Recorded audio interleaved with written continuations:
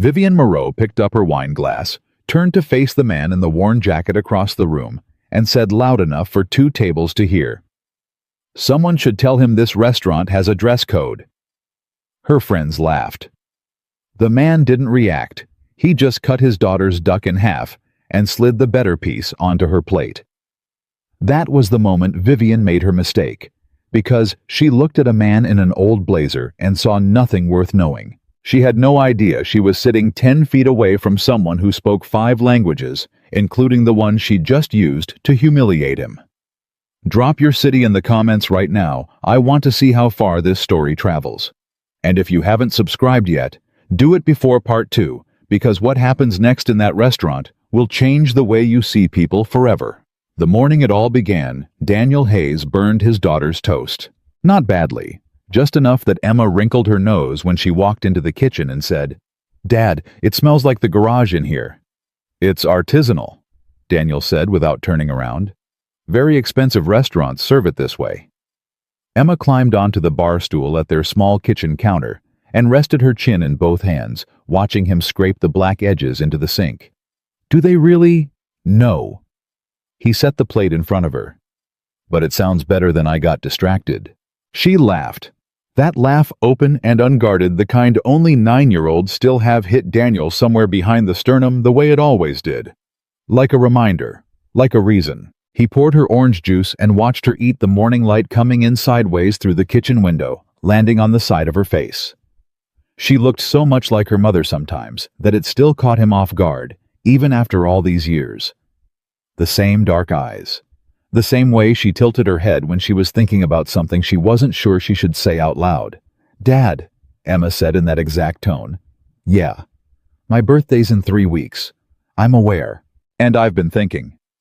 She pushed a piece of toast around her plate. "I don't need a big present, like not a toy or anything." Daniel leaned back against the counter and crossed his arms. This was already a setup. He could feel it. "Okay. I've just been thinking," she said again, still not looking at him, "about what it would feel like to eat at a really nice restaurant. Like the kind where they have candles on the tables, and waiters who wear vests, and the menus don't have pictures on them." He looked at her. "Menus don't have pictures. That's how you know it's fancy. Maggie at school told me. She said her mom went to one, and the menu was just words and everything cost more than $100, and they served the water with ice cubes shaped like spheres." Daniel was quiet for a moment. Sphere ice cubes. He thought about his bank account. He thought about the carburetor job he'd been putting off quoting because he already knew the customer couldn't afford the honest price. He thought about the winter jacket he'd been meaning to replace for 2 years. He thought about his daughter's face right now, that careful, hopeful, trying not to ask too much expression that she'd learned too early for a 9-year-old. "Okay," he said. Emma looked up. "Okay, what?" "Okay, we'll go." She stared at him. "For real?" "For your birthday. Yeah, somewhere with the sphere ice." The way Emma's face changed in that moment, Daniel stored it. He filed it away in the place where he kept the things he was going to carry forever. The look of a child who had asked for something small because she'd already decided not to ask for something big, and then found out she could have both. She got off the bar stool and hugged him hard around the middle, her face pressed against his chest, and said something muffled that he couldn't quite make out. "What?" She looked up. "I said you're the best dad in the whole world." "The whole world. The whole entire world." He put his hand on the top of her head. "That's a lot of competition." "You're still winning," she said, and went to grab her backpack for school. Daniel stood in the kitchen after she left, listening to the sound of the front door closing, and did the math. 3 weeks. He could do it. He was going to have to do it quietly. Daniel Hayes had learned a long time ago how to make a little go a long way. He'd learned it the first time in Haiti, 3 days after the earthquake, when the relief team he was coordinating had 40 liters of clean water and a need for 400. He'd learned it again in a flooded village outside Dhaka, where 6 volunteers were supposed to cover 40 square miles of damage assessment. He'd learned it in a tent hospital in South Sudan, and a displacement camp in Turkey, and a dozen other places that didn't make international news for more than a week before the cameras moved on. He knew how to stretch. He knew how to prioritize. He knew what actually mattered and what just felt like it mattered. What mattered right now was Emma's birthday dinner. So for the next 3 weeks, Daniel Hayes quietly restructured his life. He started packing his own lunch instead of grabbing a sandwich from the place down the block. He skipped his twice-a-week coffee from the cart outside the shop. He quoted the carburetor job at a number that would actually cover his cost instead of discounting it out of guilt. He picked up a Saturday morning shift for a colleague who needed a weekend off. He did all of it without telling Emma, not because he was ashamed, but because he wanted the night to feel like something that had always been possible, not like something that required sacrifice. Emma already knew too much about sacrifice. She had figured out somewhere around age 7 that the reason they didn't take vacations was because money was tight. She had never once complained about it. That was the part that broke his heart a little. The not complaining. Kids shouldn't learn to not complain that early. His coworker at the shop, a big loud man named Terry, who had been fixing transmissions for 25 years and had strong opinions about everything, noticed Daniel eating a homemade sandwich for the 4th day in a row. "You on some kind of diet?" Terry asked. "No." "You trying to save money?" "Mind your business, Terry." Terry pointed a wrench at him. "You're taking that little girl somewhere nice for her birthday, aren't you?" Daniel said nothing. "I knew it," Terry said, looking deeply satisfied. "You're a soft-touch Hayes. You know that I prefer to think of it as financially motivated emotional intelligence. That's the most complicated way I've ever heard someone say they're a pushover." But he was smiling when he said it. And the following Friday, Terry set an envelope on Daniel's workbench without a word, then walked to the other side of the shop and made a lot of unnecessary noise about something that needed tightening. Daniel opened the envelope. Inside was $200 in 20s and a post-it note that said, "Don't make it weird." He stared at it for a long moment. Then he put it in his pocket. He did not make it weird. He just quietly added it to the fund. By the time Emma's birthday arrived, he had enough for one dinner at Ardoise, the kind of French-American restaurant that existed in the pages of magazines Daniel had never expected to set foot inside. He'd researched it carefully. 3 weeks of reading reviews, studying the menu online, figuring out what to order, how the evening would flow, what to wear. He owned one blazer. He'd bought it 5 years ago for a parent-teacher conference that turned out to be more formal than expected. It still fit. Mostly. He laid it out on the bed the afternoon of Emma's birthday and looked at it. It wasn't new. It wasn't expensive. The lining was starting to separate at one shoulder seam, but only if you lifted your arm a certain way. He pressed it, hung it back up, and went to get Emma ready for the night she'd been imagining. Ardoise was the kind of place that made you feel its judgment the moment you stepped through the door. Not loudly, not obviously, just in the way the maitre d' looked at you for a half-second too long before his professional smile clicked into place. In the way the lighting was calibrated to make crystal look more expensive and working men's blazers look more worn. In the low register of conversation that suggested everyone present already knew something you didn't.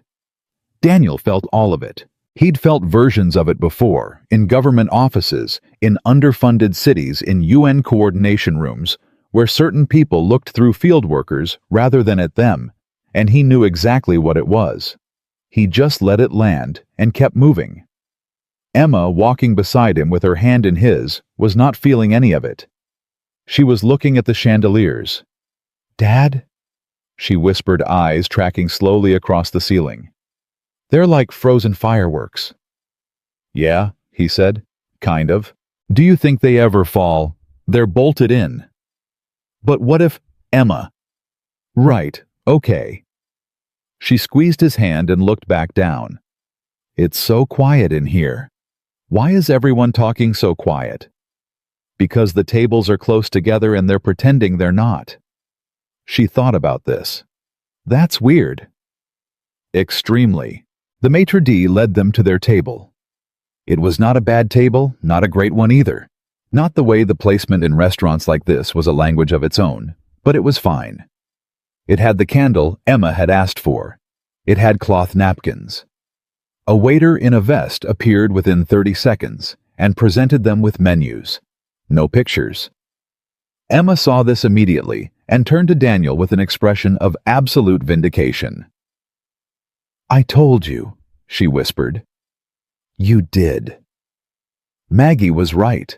Maggie clearly has inside information. The waiter, young maybe 28 with the slightly harried look of someone working a Friday double shift, introduced himself as Lucas. He recited the specials with practiced ease and told them to take their time. Emma opened the menu and stared at it. Daniel watched her. She was quiet for a long moment reading. Her lips moved slightly on a few of the French words. He could see the exact moment she decided she didn't want to ask what something was and embarrass herself, and the exact moment she decided she didn't care. "Dad," she said, "what's duck confit?" "Duck that's been cooked slowly in its own fat, then usually crisped up in a pan. It's very good."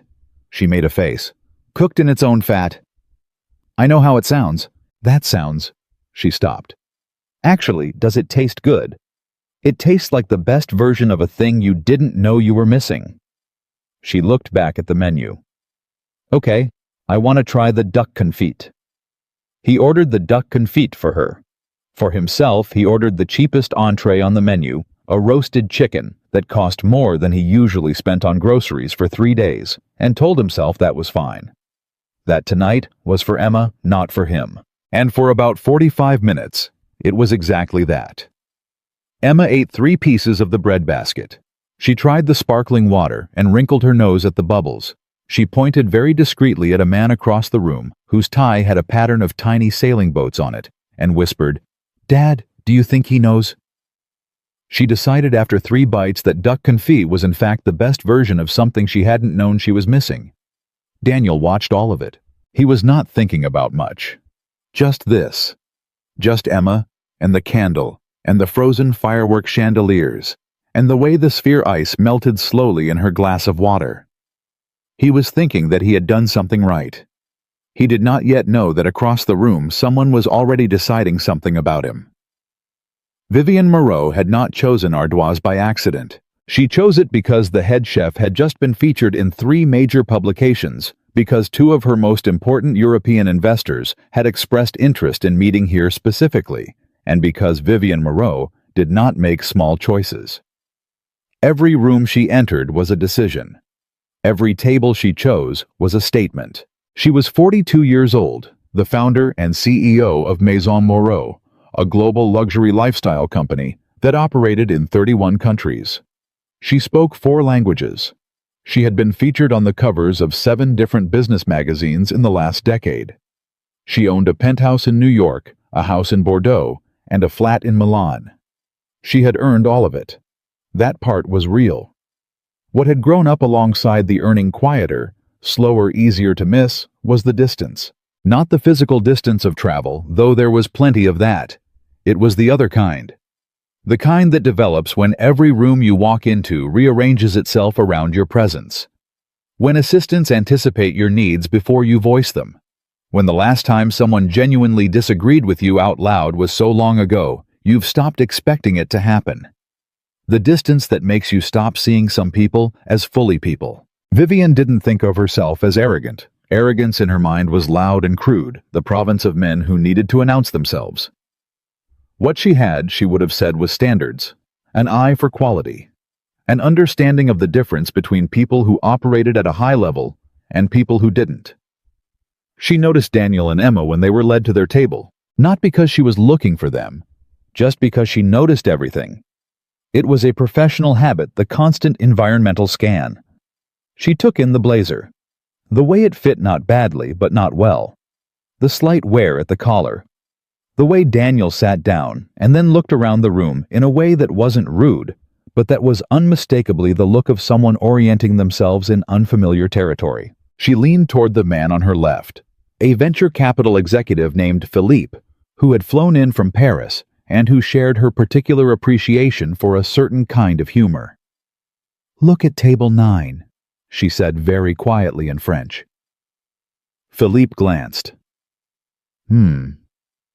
I'm trying to figure out if he lost a bet or if someone told him this restaurant has a different dress code on Fridays. Philippe smiled into his wine glass. Perhaps he's here for a very important meeting with his daughter Darling. She picked up her own wine glass. You can always tell. The way he looked at the menu like he was reading a document in a foreign language. He might be out of his element. He is absolutely out of his element. She said it not unkindly, or at least she didn't think of it as unkind. It was simply observation. It was simply true. She returned to her conversation, but she kept Daniel Hayes in her peripheral vision. When the sommelier arrived at Vivian's table, she took the wine list without opening it. "The Domaine de la Romanée Conti," she said in crisp, confident French. "The 2015 if you have it. If not, the 2013. She handed the list back. "And tell Chef Beaumont that if the turbot tonight is as good as the last time I was here, I'll be mentioning it in the piece I'm doing for Lux Europe next month." The sommelier nodded, visibly pleased, and stepped away. Vivian's table 6 people, a mix of European investors and American executives she was courting for a new joint venture, had all heard. That was the point. Not the wine itself, which was extraordinary and which she genuinely enjoyed, but the fluency with which she'd ordered it. The easy cultural authority. The reminder dropped so naturally, it barely felt like a reminder of exactly who she was. She caught Philippe's eye. He raised his glass slightly. Then she looked at Daniel's table. He had just quietly corrected Emma on something she couldn't hear what, and Emma had laughed and punched his arm lightly, and he'd caught her hand and held it for a second, still smiling the way parents do when the kid is funny and affectionate, and you're so in love with them, you don't know what to do with it. Vivian watched this for just a moment. Then she said in French to the table, "There's something almost charming about watching people eat out of their price range, like they've watched enough movies to know the moves but not the music." 2 people at her table laughed. 1 didn't. Emma Hayes across the room couldn't hear the words. But she was 9, and 9-year-olds are attuned to attention the way animals are attuned to weather. She felt someone looking. She leaned toward her father. "Dad?" she said quietly. "That lady keeps looking at us." Daniel didn't turn. "People look." She said something, in the other language, and her friends laughed. He was quiet for a moment. "Dad," Emma said. "Was it about us?" He looked at her then, calm, unhurried. The way he'd learned to be calm in places where calm was the most useful thing you could offer. "Emma," he said, "what's the rule about what other people think of us?" She thought about it. "It doesn't define us." "Right, but it still feels bad," she said quietly, like she was admitting something she wasn't sure was allowed. "Yeah," he said. "Sometimes it does. That's okay. Feeling bad about something doesn't mean you were wrong." She nodded slowly. "Eat your duck," he said. "Tell me if it's still the best thing you've ever had." She looked at her plate. "It's still top 5. That's significant." She smiled and he smiled, and across the room, Vivian Moreau refilled her wine glass and said something that made Philippe lean back and laugh, and the restaurant kept moving around, all of them, indifferent and glittering and loud, in the way that expensive places were always loud, full of noise that dressed itself up as silence. It started with a mistake. That's how these things usually start. Not with a villain's plan or a clean inciting incident. Just with a young man carrying the wrong bottle of wine. Lucas. The waiter, 28, working a double 3 tables over capacity on a Friday night, had been moving fast all evening. He was good at his job the way people are good at things when they've done them under pressure enough times that the pressure starts to feel like their natural state. But he was tired, and someone in the kitchen had pulled the wrong vintage from the cellar, and he'd been handed the bottle without checking the label carefully, because he was already holding 2 dessert plates with his other arm. He presented the bottle to Vivian's table. Vivian glanced at the label. She did not say anything immediately. She let the silence stretch a long, deliberate pause that Lucas felt settle over him like a weight. He looked at the label. He saw what he'd done. "I'm so sorry," he said immediately. "I'll take this back and—" "Where did you find this?" Vivian said in French. Lucas spoke some French. Not enough. I apologize, This is the 2009. She said it the way you say something that you want everyone at the table to hear. I asked for the 2015 or the 2013. Did you not hear me, or did you simply not understand what I was asking? I'm very sorry, it was a mistake at the cellar. I'll correct it immediately. And your pronunciation of the wine name, by the way, was quite poor. If you're going to work in a restaurant of this level, perhaps you should learn to say the names of what you're serving. The table had gone quiet. Not just Vivian's table. The tables close enough to hear.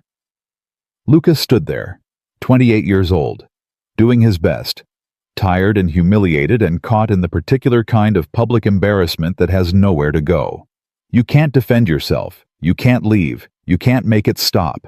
You just have to stand there and absorb it and wait for it to end. His jaw was tight. His hands holding the bottle were very still.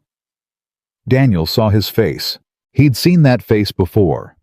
Not this exact face, not this exact room, but the expression, the particular combination of shame and helplessness, and the effort not to show either. He had seen that on faces in a lot of different places and a lot of different circumstances. He knew what it was. He knew exactly what it was. He set his fork down. "Dad," Emma said. He stood up. Not fast, not with the energy of someone spoiling for something, just the simple, quiet rising of a man who has decided to go somewhere. "I'll be right back," he said. "Where are you?" "1 minute." He crossed the restaurant. He didn't know yet exactly what he was going to do. He knew he was going to do something. He knew he wasn't going to stand in his seat and watch a 28-year-old waiter get flayed in public on a Friday night in front of a room full of people who were all very carefully pretending to look elsewhere. He reached the table. He stood just to the side of Lucas, close enough to be part of the situation, but not in front of it, a small thing, but deliberate. He didn't want to take over. He wanted to even something out. "Excuse me," he said. He said it in English first. Vivian looked at him. He saw the calculation happen in her eyes. The split-second resorting of who she thought she was dealing with. The slight lift of her chin. "I think there may have been a miscommunication about the order," Daniel said. "I happened to hear, and I think I can help sort it out." "I don't believe I need help from," she began, and she said it in the way that the end of the sentence was obvious without being spoken. Daniel had heard sentences end like that before. He turned to Lucas and he spoke in French, not practiced French. Not the French of a man who has memorized useful phrases.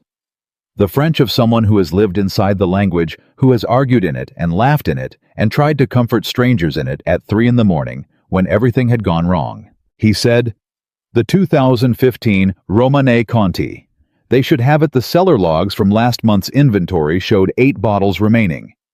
If they've moved stock, check if there's a 2013 Burgundy from the same producer. She'll find it acceptable."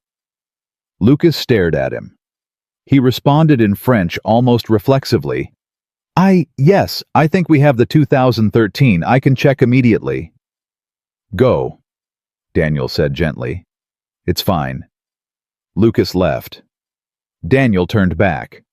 Vivian Moreau was looking at him. The confident smile from before, the one that had been doing all the conversational work at her table all evening, was not at this moment operating at full capacity. "You speak French," she said. It wasn't really a question. "Yes," Daniel said. She recovered quickly. She was good at recovering quickly. "Impressive," she said. And the word was a small, precise weapon, a compliment that was really a diminishment. Impressive, like he'd performed a trick. Like he'd recited something she hadn't expected from a man in an old blazer. "Did you study abroad? Some kind of program?" "No," he said. "I lived there." "For how long?" "Off and on. About 2 years overall, between different assignments." "Assignments?" She smiled slightly. "What kind of assignments?" And here was the moment Daniel felt it the way you feel. A room shift where someone was offering him an opportunity to explain himself, to justify his presence, to prove to her satisfaction that he deserved to be standing at her table. He didn't take it. Instead, he looked at her with an expression that was not hostile and not deferential, just clear and a little tired and absolutely steady, and he said simply, "The kind that needed to be done." She was quiet for exactly 1 beat, and then because she was good at her job and composure was a tool she'd spent decades sharpening, she smiled. But it was not quite the same smile as before. "Well," she said, "thank you for the intervention." He nodded. He turned to go back to his table, and then Philippe, who had been watching all of this with a kind of delighted attention, the way certain people watch things when they sense something interesting is happening, said in Italian to the man beside him, "I wonder if he only speaks the one." Not loudly, not to Daniel. A side comment. The kind that's technically not aimed at anyone but is absolutely designed to land. Daniel heard it. He stopped. He turned back. He looked at Philippe, and he answered in Italian without any particular heat, the way you might correct a small factual error in an otherwise reasonable conversation. "No," he said. "Not only the one." The table went very still. Philippe looked at him. Daniel continued in Italian, easy and unhurried. "The 2013 Burgundy she'll be brought is actually the more interesting bottle in my opinion. The 2015 gets more attention, but the 13 has more to say if you give it room." He paused. Then in Spanish, turning slightly, as if simply including another part of the room in the same conversation. "Wine is like most things worth paying attention to. The quieter ones often have more going on than the ones that announce themselves." One of Vivian's guests, a woman who had been introduced as the head of a Madrid-based investment group, made a small involuntary sound. Not quite a laugh, more like the sound of recognition. Daniel moved to German. "My daughter is 9 years old and she ordered the duck confit without knowing what it was, purely on faith that something new might surprise her. That's the better philosophy, I think." The German investor at the table, a man in his 60s, who had not smiled once all evening, smiled. And then, because the room was completely silent now, because every conversation at every nearby table had wound down without anyone quite deciding to stop it, Daniel looked directly at Vivian Moreau and spoke in Mandarin. "The most useful thing I ever learned was that how you treat the person serving you says more about you than anything you could order." The Mandarin was not accented in the way that American Mandarin usually was. It carried the particular texture of someone who had learned it in the places where it was spoken in markets and hospitals and coordination centers and long conversations with people who were patiently correcting his tones.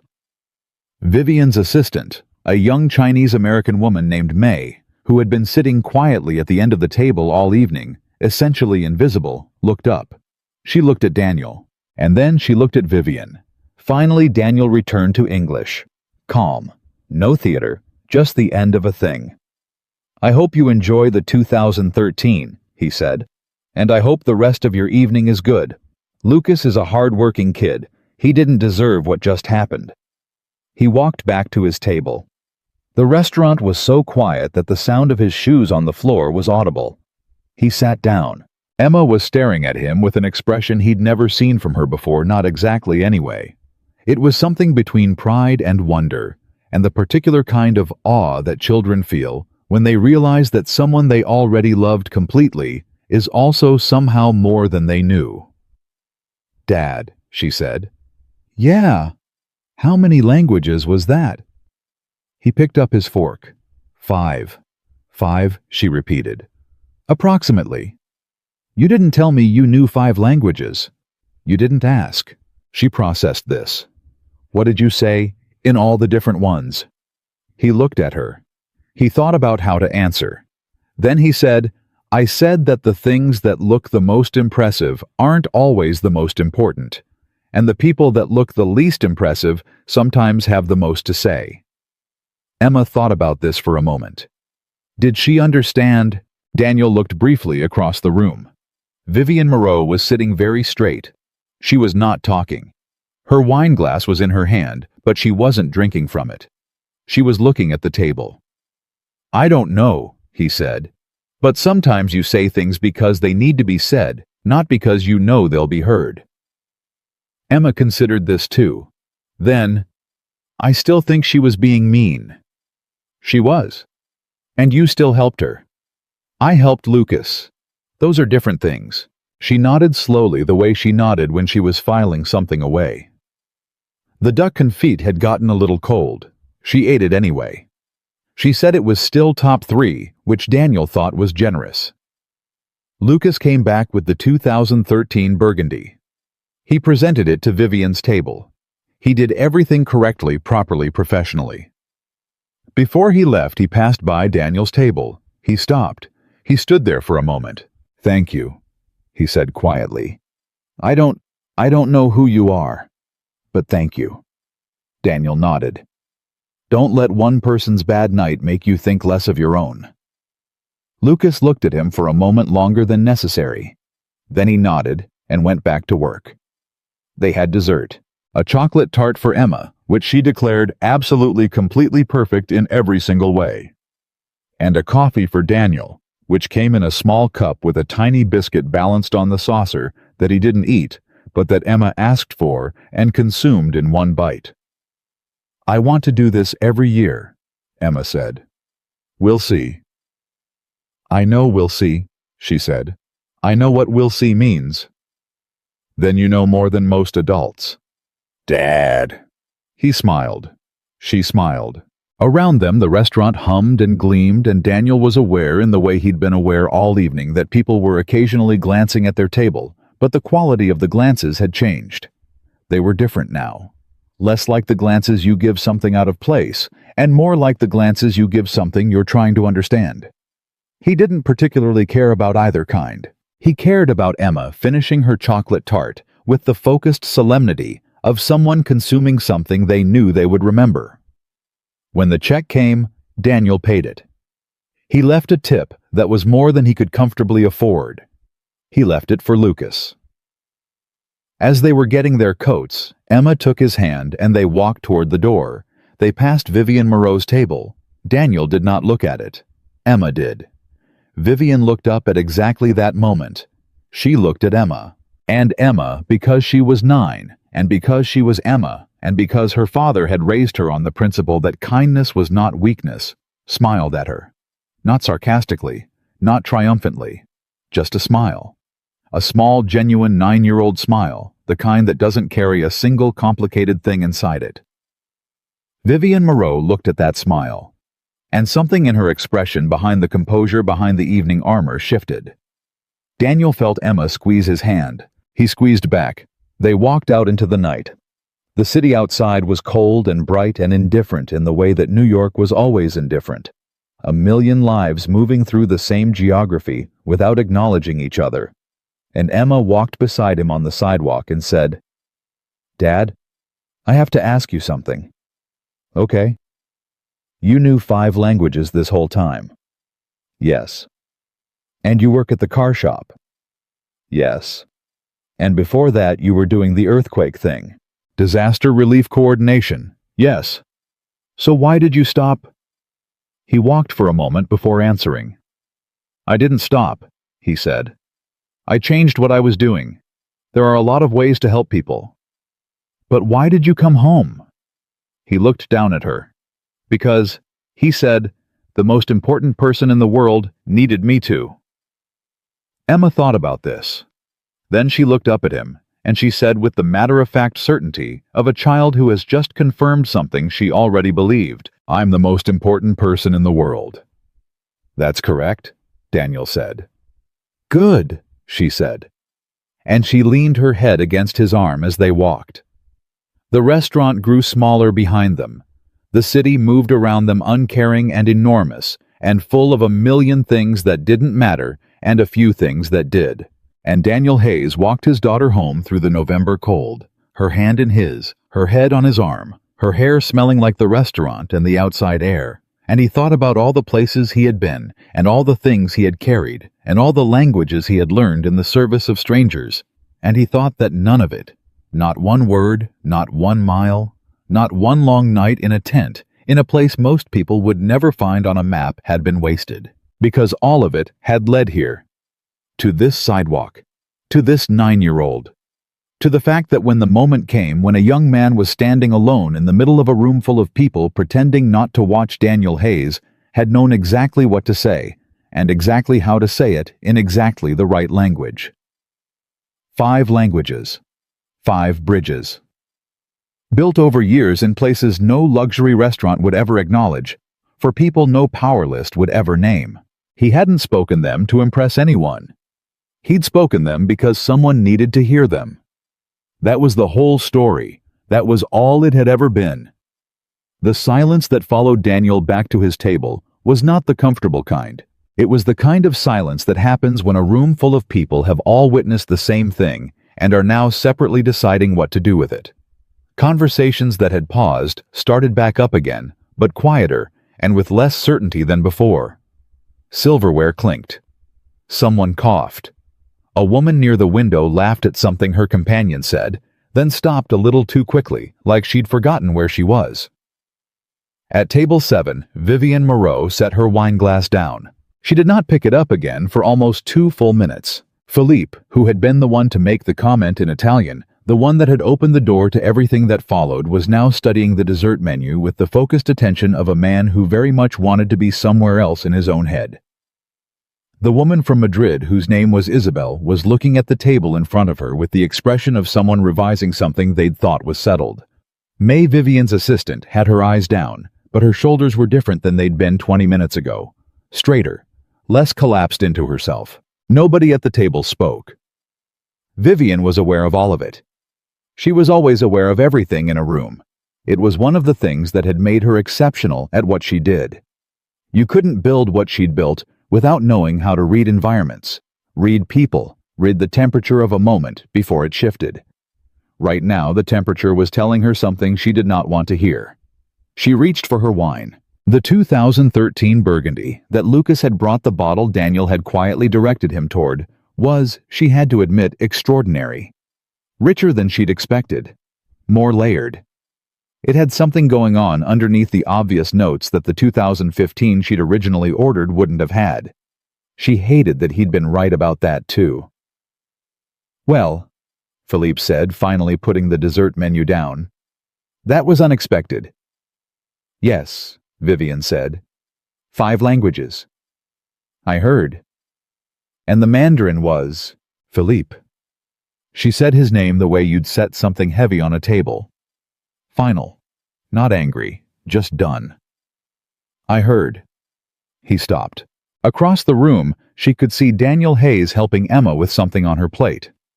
The girl was talking animated, gesturing with her fork in a way that would have gotten her corrected at most of the tables in this restaurant, and Daniel wasn't correcting her.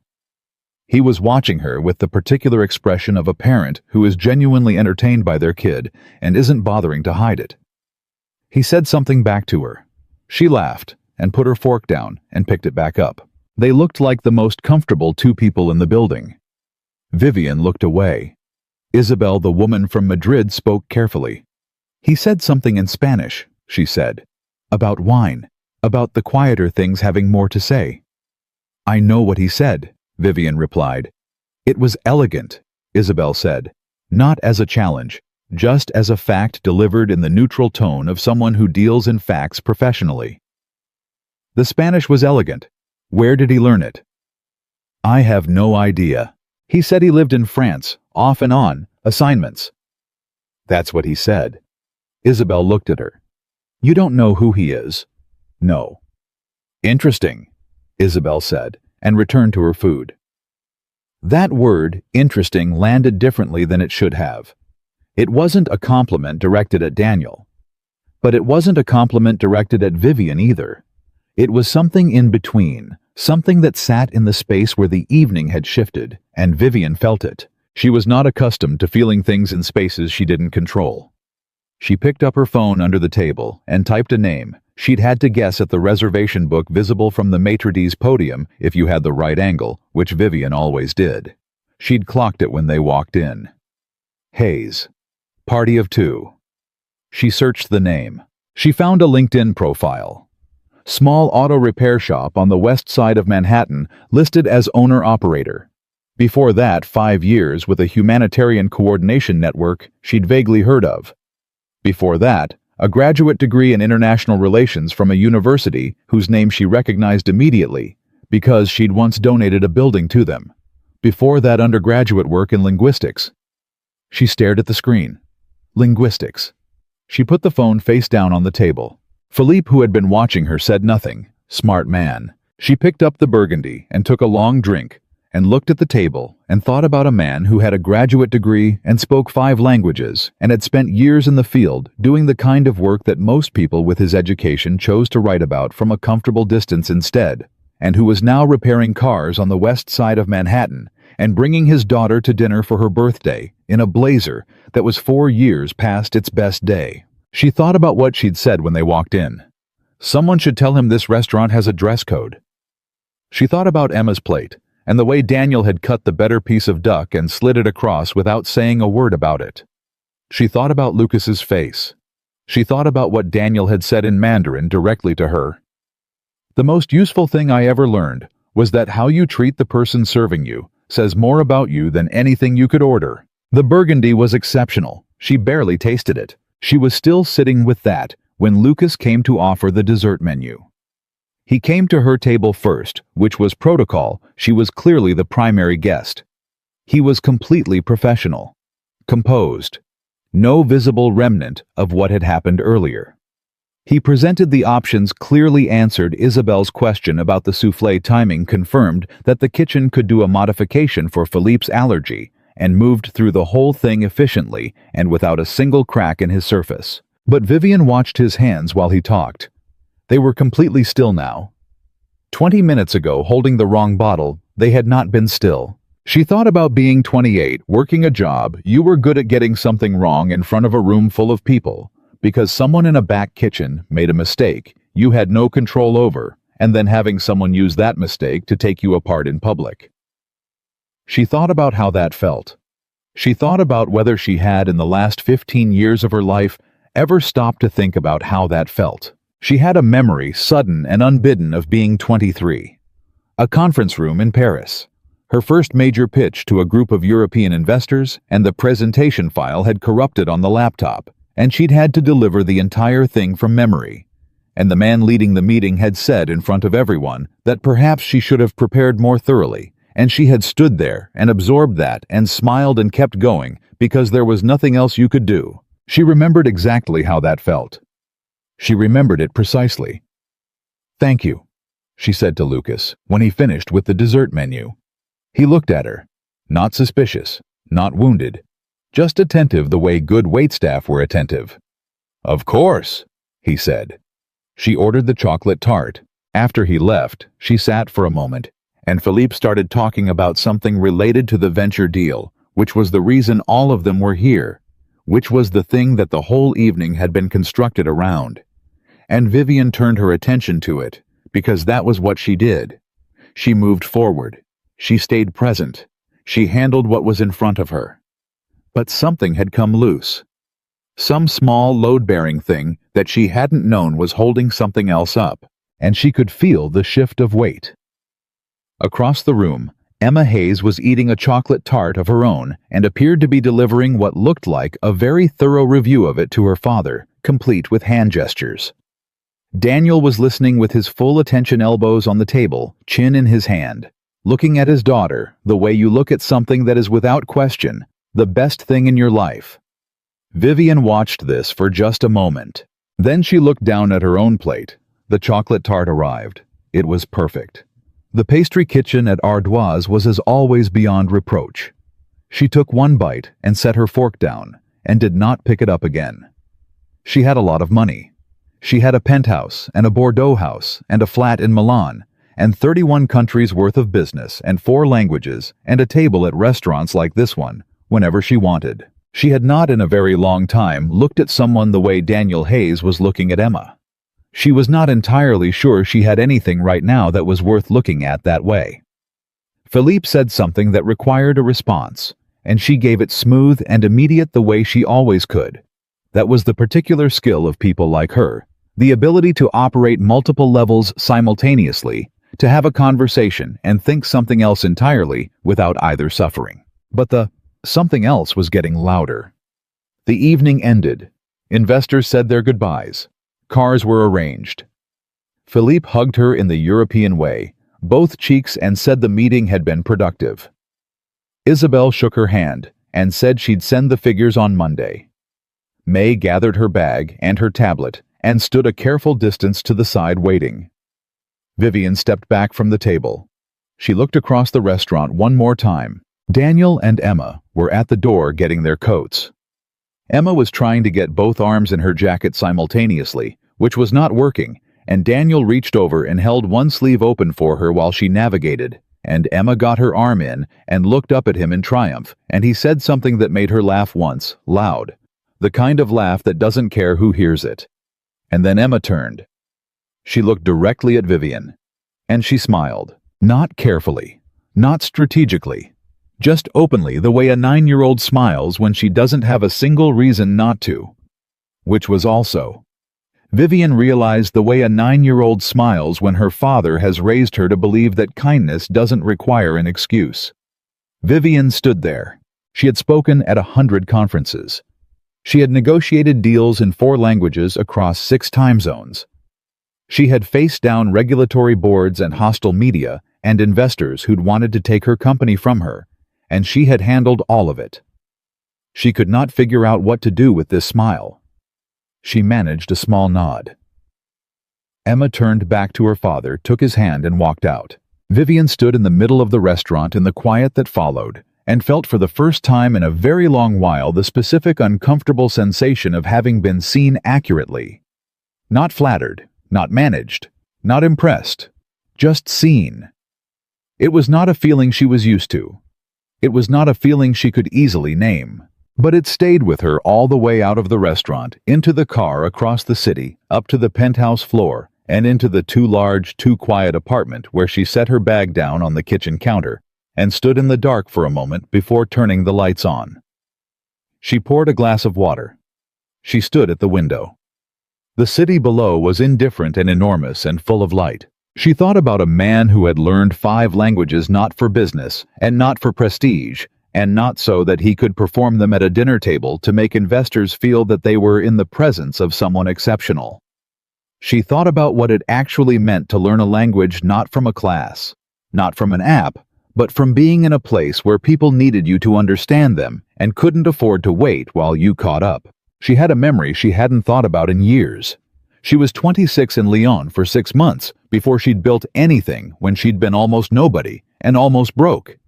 And she'd walked into a bakery every single morning because it was cheap, and the woman behind the counter had one day corrected her French with patience and without condescension, and that small daily act of being treated like someone worth the effort of correction had done something to her sense of herself that she could still feel the shape of even now. She had forgotten that woman.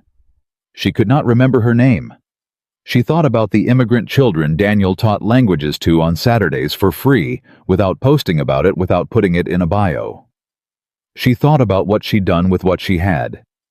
She thought about what he'd done with what he had. The city below didn't have any answers. It never did.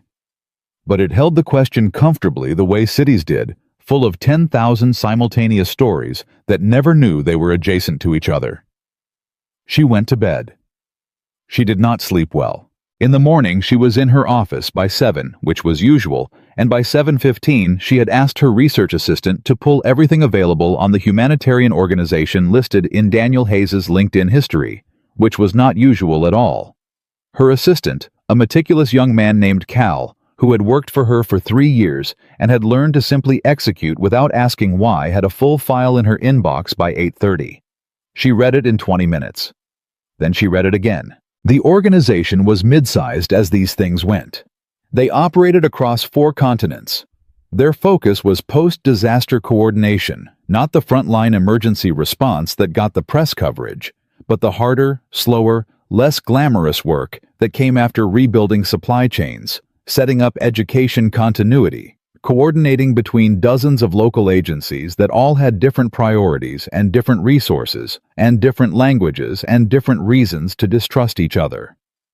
The work that required someone who could walk into a room of people who didn't want to cooperate and make them understand why they had to. Daniel Hayes had spent 5 years doing that work in 9 countries. She found a small profile piece from 6 years ago in an NGO newsletter, the kind of publication that had a readership of about 400 people that mentioned him by name.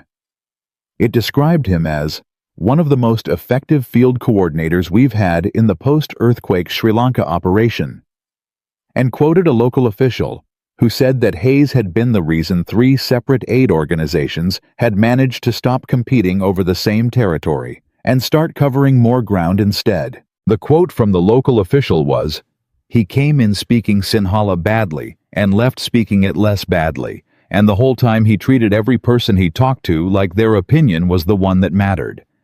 You do not forget someone like that. Vivian read that sentence 3 times. She thought about what it meant to make every person in a room feel like their opinion was the one that mattered. She thought about her own skill set. She was very good at making the right person in the room feel that way. The important one. The one whose signature you needed. She was excellent at it. She realized, tried to do it for everyone simultaneously. The thought sat with her at her desk all morning through 2 conference calls and a contract review and a video meeting with the Bordeaux team about a supply issue. She handled all of it competently, the way she handled everything. But a part of her was still in the restaurant, still watching a man in an old blazer cut the better piece of duck and slide it to his daughter, still watching him stand up from his chair with the quiet certainty of someone who had already decided what kind of person he was and didn't need the room to agree. By early afternoon, she had learned 3 other things about Daniel Hayes. The first was that his wife had died 4 years ago. Cancer. She'd been 34. Emma would have been 5. The second was that Daniel had closed his last international assignment early to come home. He had been in Turkey when it happened. He had gotten on a plane within 6 hours of the call. The third was that he had been offered a senior position at the organization's New York headquarters 2 years after coming home, which would have been a significant professional step up and would have paid him approximately 3 times what a small auto repair shop on the west side of Manhattan could generate, and he had declined it. She sat with these 3 things. She thought about what it meant to come home from Turkey in 6 hours. She thought about what it cost a person, what it built in a person to do that, and then to take the quieter, smaller, more invisible road, because the most important person in the world needed you present and grounded and there. She thought about what she would have done in the same situation. She was not sure she liked what the thought produced. Cal knocked on her open office door. "You have the 2 o'clock with the Shanghai team." "Push it 30 minutes. He blinked. She never pushed things. "Of course." He closed the door. She picked up her phone. She sat for a long moment. Then she did something she almost never did, which was call someone without knowing exactly what she was going to say. The auto repair shop's number had been listed on the LLC filing, which Cal had pulled along with everything else. She dialed it. It rang twice. A man answered. His voice was the same voice she'd heard in the restaurant, even and low, and with a quality underneath it that she still couldn't quite name. Not calm exactly, something more active than calm. Present. Fully present the way some people were and most people weren't. "Hayes Auto," he said. She opened her mouth. For the first time in as long as she could remember, nothing came out. She had 4 languages. She had given keynote speeches to rooms of 1,000 people. She had delivered hard news to boards, and bad news to investors, and complex news to regulators. She had never once in her professional life found herself without the right word for a situation. The silence stretched. 1 second. 2. "Hello," he said. "Mr. Hayes," she said. A pause. He recognized her voice. She knew he did from the small quality of that pause. "Ms. Moreau," he said. Not a question. Not surprised. Not hostile. Just acknowledgement. The way he had said most things clear and direct and without unnecessary decoration. She had planned to open with something professional. Something that reframed the conversation on terms she controlled. She had been doing that in one form or another for 20 years. Instead, she said, "I want to apologize." Another pause. "Okay," he said. Not, "You don't have to," or "I appreciate that," or any of the social softeners that people used to make apologies easier on the person giving them. Just okay. He was going to let her do it without making it comfortable. She found that she respected that. "What I said in the restaurant," she began, and then stopped, because she needed to be specific, because vague apologies were a kind of avoidance, and she'd spent enough of the morning being honest with herself that she was going to finish that work properly. "What I said about the dress code, and what I said in French about people eating out of their price range, and the way I spoke to your waiter, all of it. I want to apologize for all of it." The line was quiet. She could hear in the background the sound of something mechanical, a radio, the distant clank of something metallic, the ordinary background noise of a man at work on a weekday morning. "Thank you," Daniel said. "I don't want it to be just words." "What do you want it to be?" She looked out the window at the city below her. 31 stories up, clean glass, perfect view. "I'm not sure yet," she said. "But I'm working on it." She heard something change in his voice then. Not warmth exactly, but the first small shift toward it. The door cracking, not opening. "That's a better answer than most people would give." "I've spent the morning reading about your work," she said. "The coordination work, in Sri Lanka and the others." A pause. "Why?" "Because last night I made an assumption about you based on what I could see, and I needed to understand how wrong I was." "I don't need you to understand my resume," he said. And it wasn't cold, but it was clear. "The apology doesn't require that." "No," she agreed. "It doesn't. I wasn't doing it for the apology. I was doing it for myself." He was quiet for a moment. "Okay," he said again. "Your daughter," Vivian said. She smiled at me. "When you were leaving." The background sounds continued. She heard him move. "Yeah," he said. "She does that. It was—" She stopped. She tried 3 different words in her head and set all 3 of them aside. Finally, she said, "It was the most uncomplicated thing that happened to me last night." He didn't respond to that. She hadn't expected him to. Some things weren't looking for a response. "I'd like to have a conversation," she said. "About the language program you run, for immigrant children." Now the pause was different. Longer. She could almost hear him recalibrating. "How do you know about that?" he said. "I looked you up." "People have looked me up before," he said slowly. "They don't usually call to talk about the Saturday program." "I imagine they don't," she said. "I'm not most people." "No," he said. "I don't think you are." She waited. He said, "What kind of conversation?" "The kind where I come and see what you're doing," she said. "And then we talk about what it could be if it had more resources. The kind where I actually listen, instead of deciding in advance what I think." The longest pause yet. Then, in the same unhurried voice he'd used in the restaurant, the same voice that had said 5 things in 5 languages without asking anyone's permission and without needing their approval. "Saturday mornings," Daniel said. "We start at 9. She wrote it down. She said, "I'll be there." She ended the call. She sat at her desk. The Shanghai meeting would have to wait another few minutes more, because she was sitting with the unfamiliar sensation of having made a commitment, that she wasn't in control, of a commitment that would require her to walk into a room and not know the rules in advance and not be the most important person there. She had not done that in a very long time. She was not sure what it was going to feel like. She thought about a man who had walked into rooms like that for 5 years on 4 continents, badly speaking the local language, and had made himself useful anyway. She thought about what kind of person that required you to be. She picked up her pen. She wrote the address down. Saturday, 9 o'clock.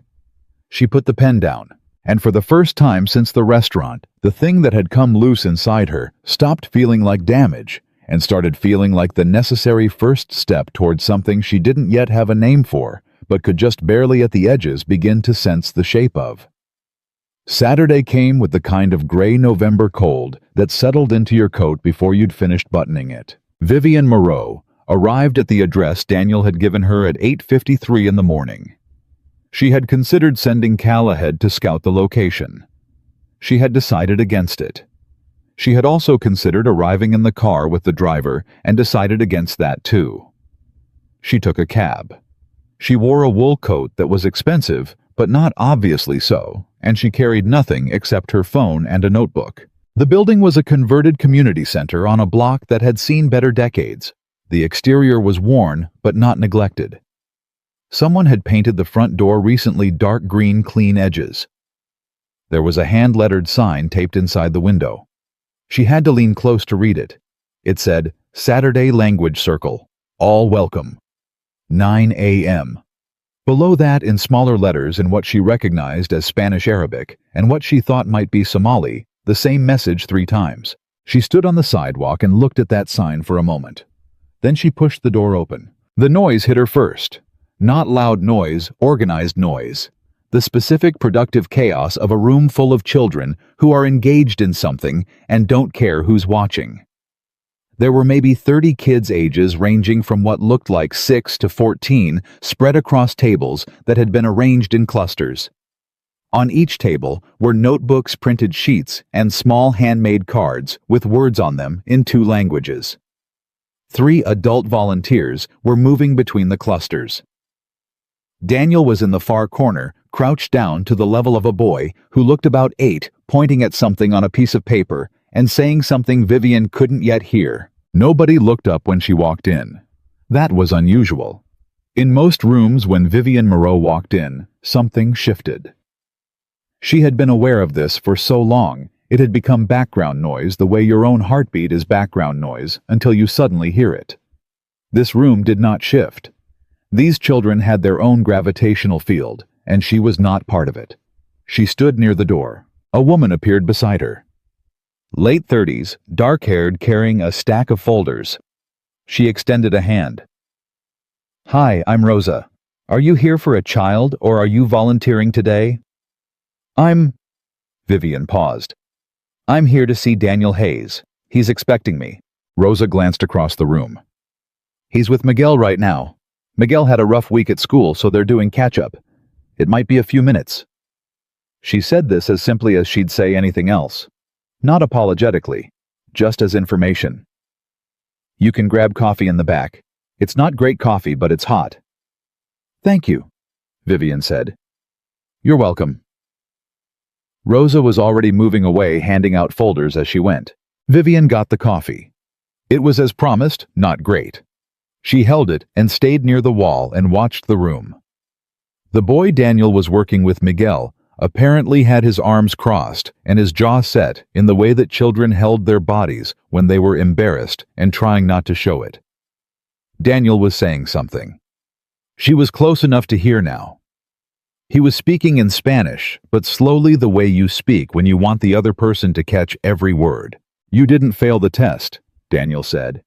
You answered the questions the way you understood them. That's different. Miguel looked at the paper. The teacher said I failed. The teacher said your score wasn't passing. That's a grade. It's not the same as failing as a person. It feels the same. Yeah, Daniel said. I know it does. I failed an entire language exam my second year in the field, Portuguese. I'd been speaking it for 8 months in a place where people needed me to speak it well, and I still didn't pass the standardized test. Miguel looked up. What did you do? I went back the next week and passed it. And the week after that, I helped translate a conversation that got 200 families access to clean water. The boy was quiet. The test is not the point, Daniel said. The test is just a way of measuring where you are. It's not a way of measuring who you are. Miguel uncrossed his arms. Not all the way, but enough. Vivian looked at her coffee. She thought about a boardroom 2 years ago, where she'd told a mid-level manager in front of his team, because she'd been in a hurry and hadn't thought about what it would cost him that his proposal was underprepared, and he should come back when he had something worth presenting. She thought about the look on his face. She had not thought about that look since the moment it happened, because there were 100 things on either side of it that needed her attention, and she had moved on. She was thinking about it now. Daniel stood. He hadn't looked her way yet, but he said without turning, "Vivian, give me 2 minutes." She wasn't sure whether to be impressed or unsettled that he'd clocked her arrival without looking. She said, "Take your time." She meant it. He spent 4 minutes finishing with Miguel, not 2, because the boy had one more question, and Daniel answered it completely, instead of cutting it short. And then he got the kids set up with a worksheet and a volunteer named James, who had the patient, unhurried manner of a retired teacher, and only then did he cross the room to where Vivian was standing. He looked the same as he had in the restaurant, which was to say he looked like himself. Same jeans, different shirt, no blazer. He had a coffee of his own, which he raised slightly as a greeting. "You came," he said. "I said I would." People say a lot of things. She didn't argue with that.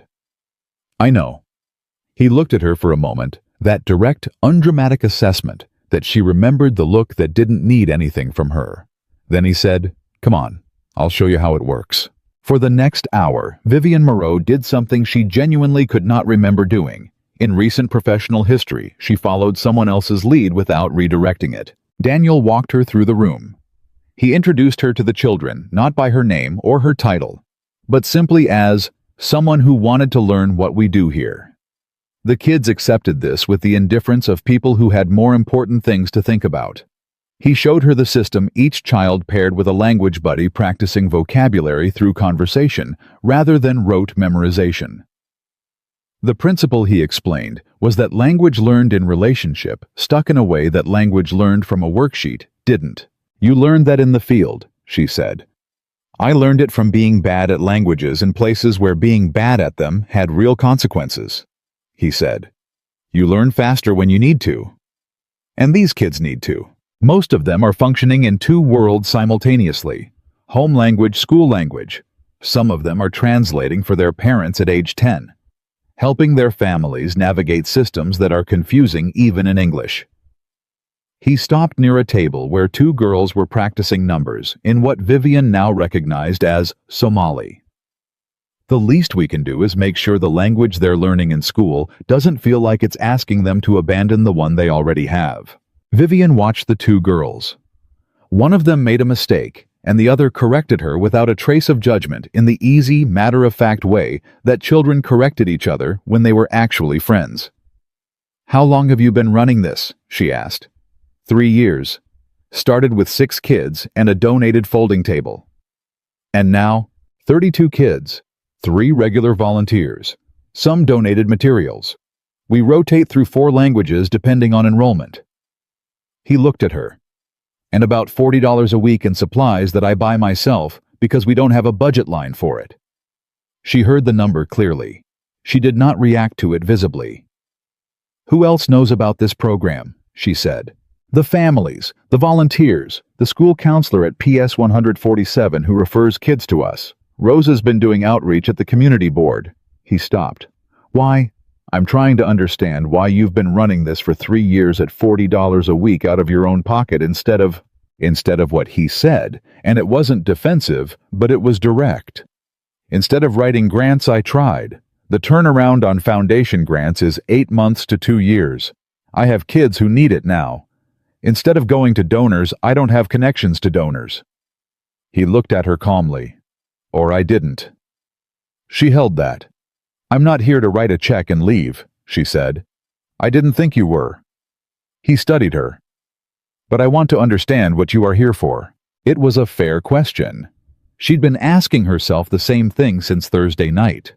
She'd dressed it in different language investment opportunity, community impact, CSR infrastructure, but underneath all of it was the same thing, and she'd spent enough of the last 48 hours being honest with herself to not dress it up now.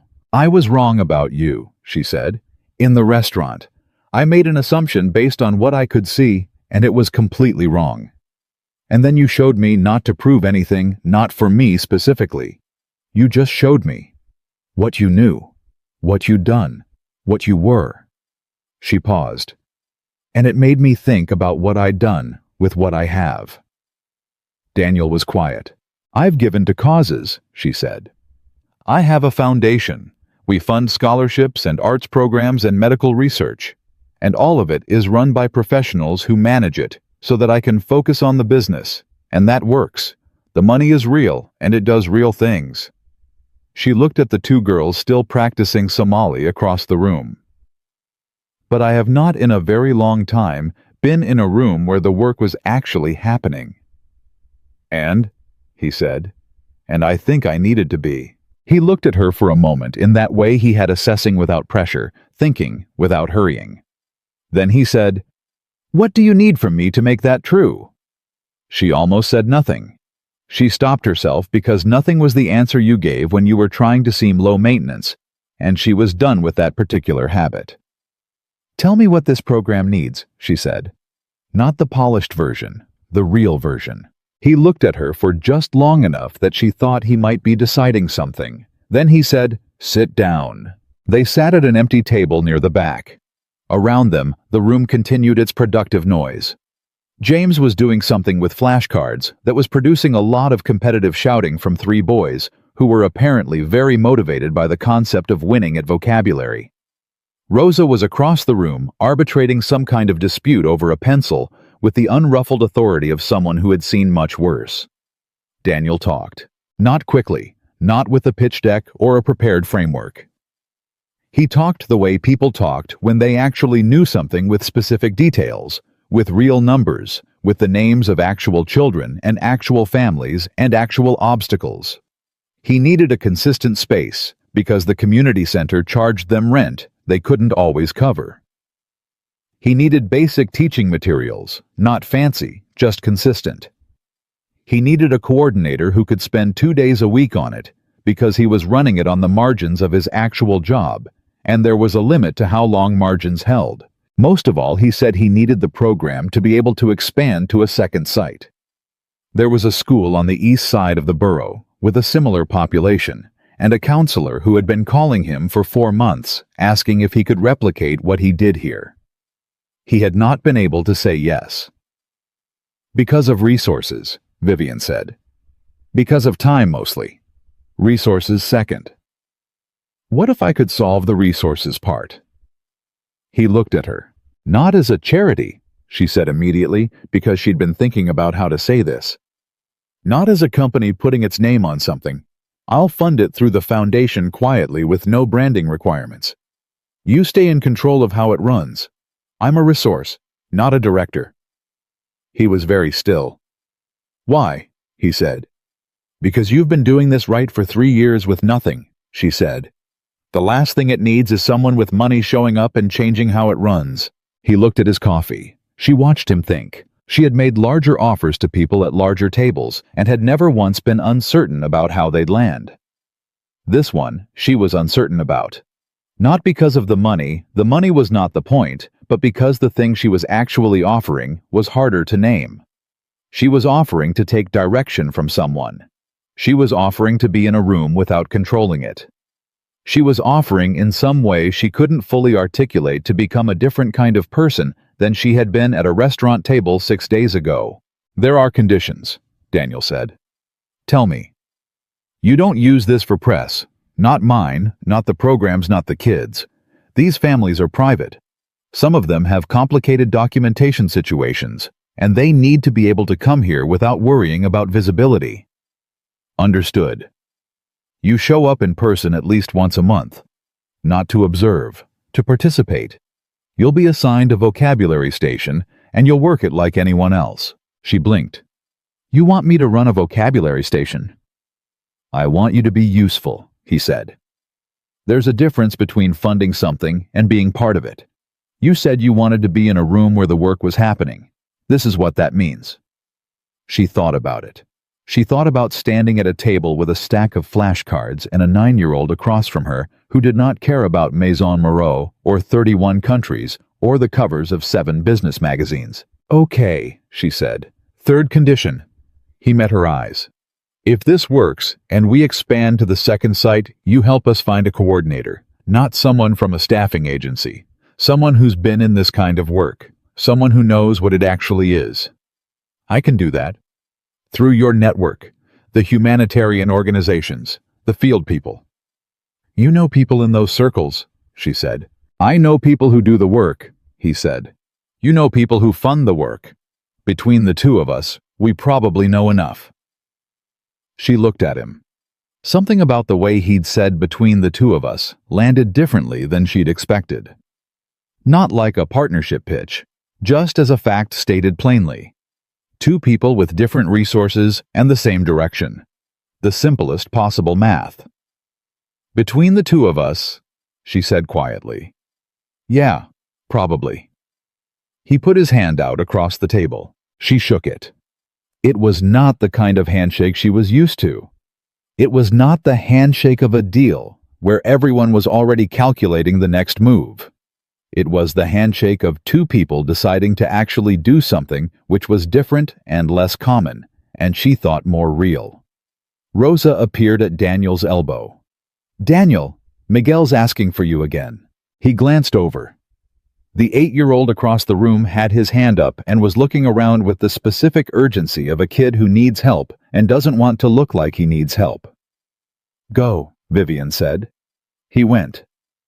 She sat alone at the table. Around her, the room kept going. 32 kids in the middle of learning that words were bridges, exactly like Daniel had said in the restaurant. Learning it not as a principle, but as an experience, sitting across from someone and finding that a word in a new language could land like recognition, could say, "I see where you come from. I'm trying to meet you there." She picked up a flashcard that had been left on the table. One side apple. The other side, a word in Arabic she couldn't read. She turned it over a few times. Then Emma Hayes walked through the front door. Vivian had not expected this. She recognized her immediately. The dark eyes, the same quality of attention her father had the 9-year-old's, complete lack of pretense. Emma was wearing a backpack and carrying what looked like a homemade banner rolled up under her arm. She scanned the room, found what she was looking for, and cut through the clusters of kids with the ease of someone who came here often and knew exactly where everything was. She stopped when she saw Vivian. The two of them looked at each other across the table. Emma said, "You're the wine lady." Vivian sat very still. "Yes." "Dad said you might come." Emma studied her.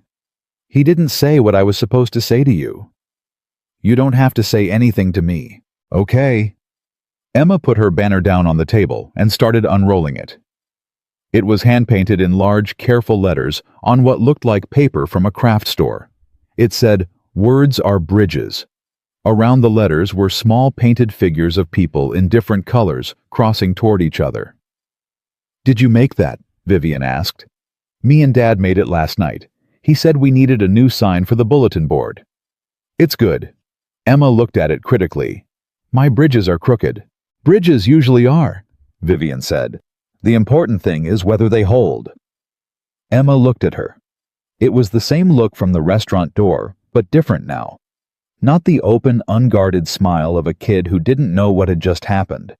This was the look of a 9-year-old who was thinking something specific. "Were you mean to my dad?" Emma said. The room continued around them. Nobody was listening. Vivian didn't look away.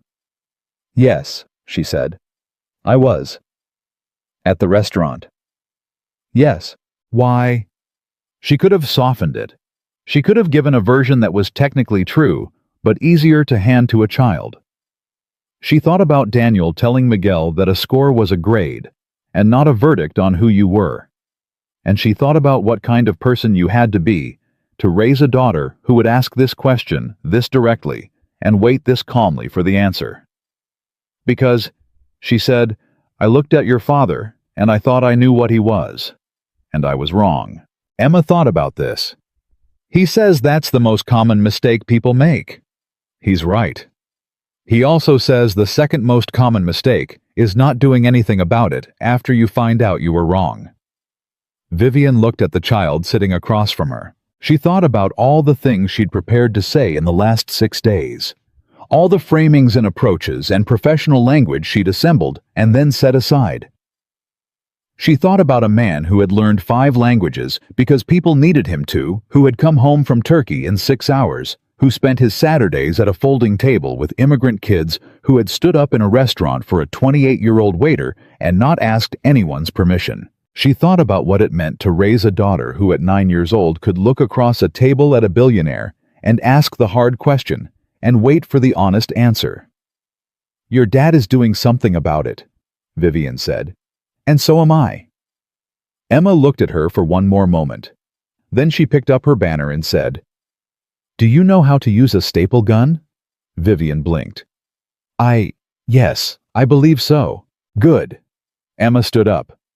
"The bulletin board is in the back, and Dad says I'm not allowed to use the staple gun without an adult."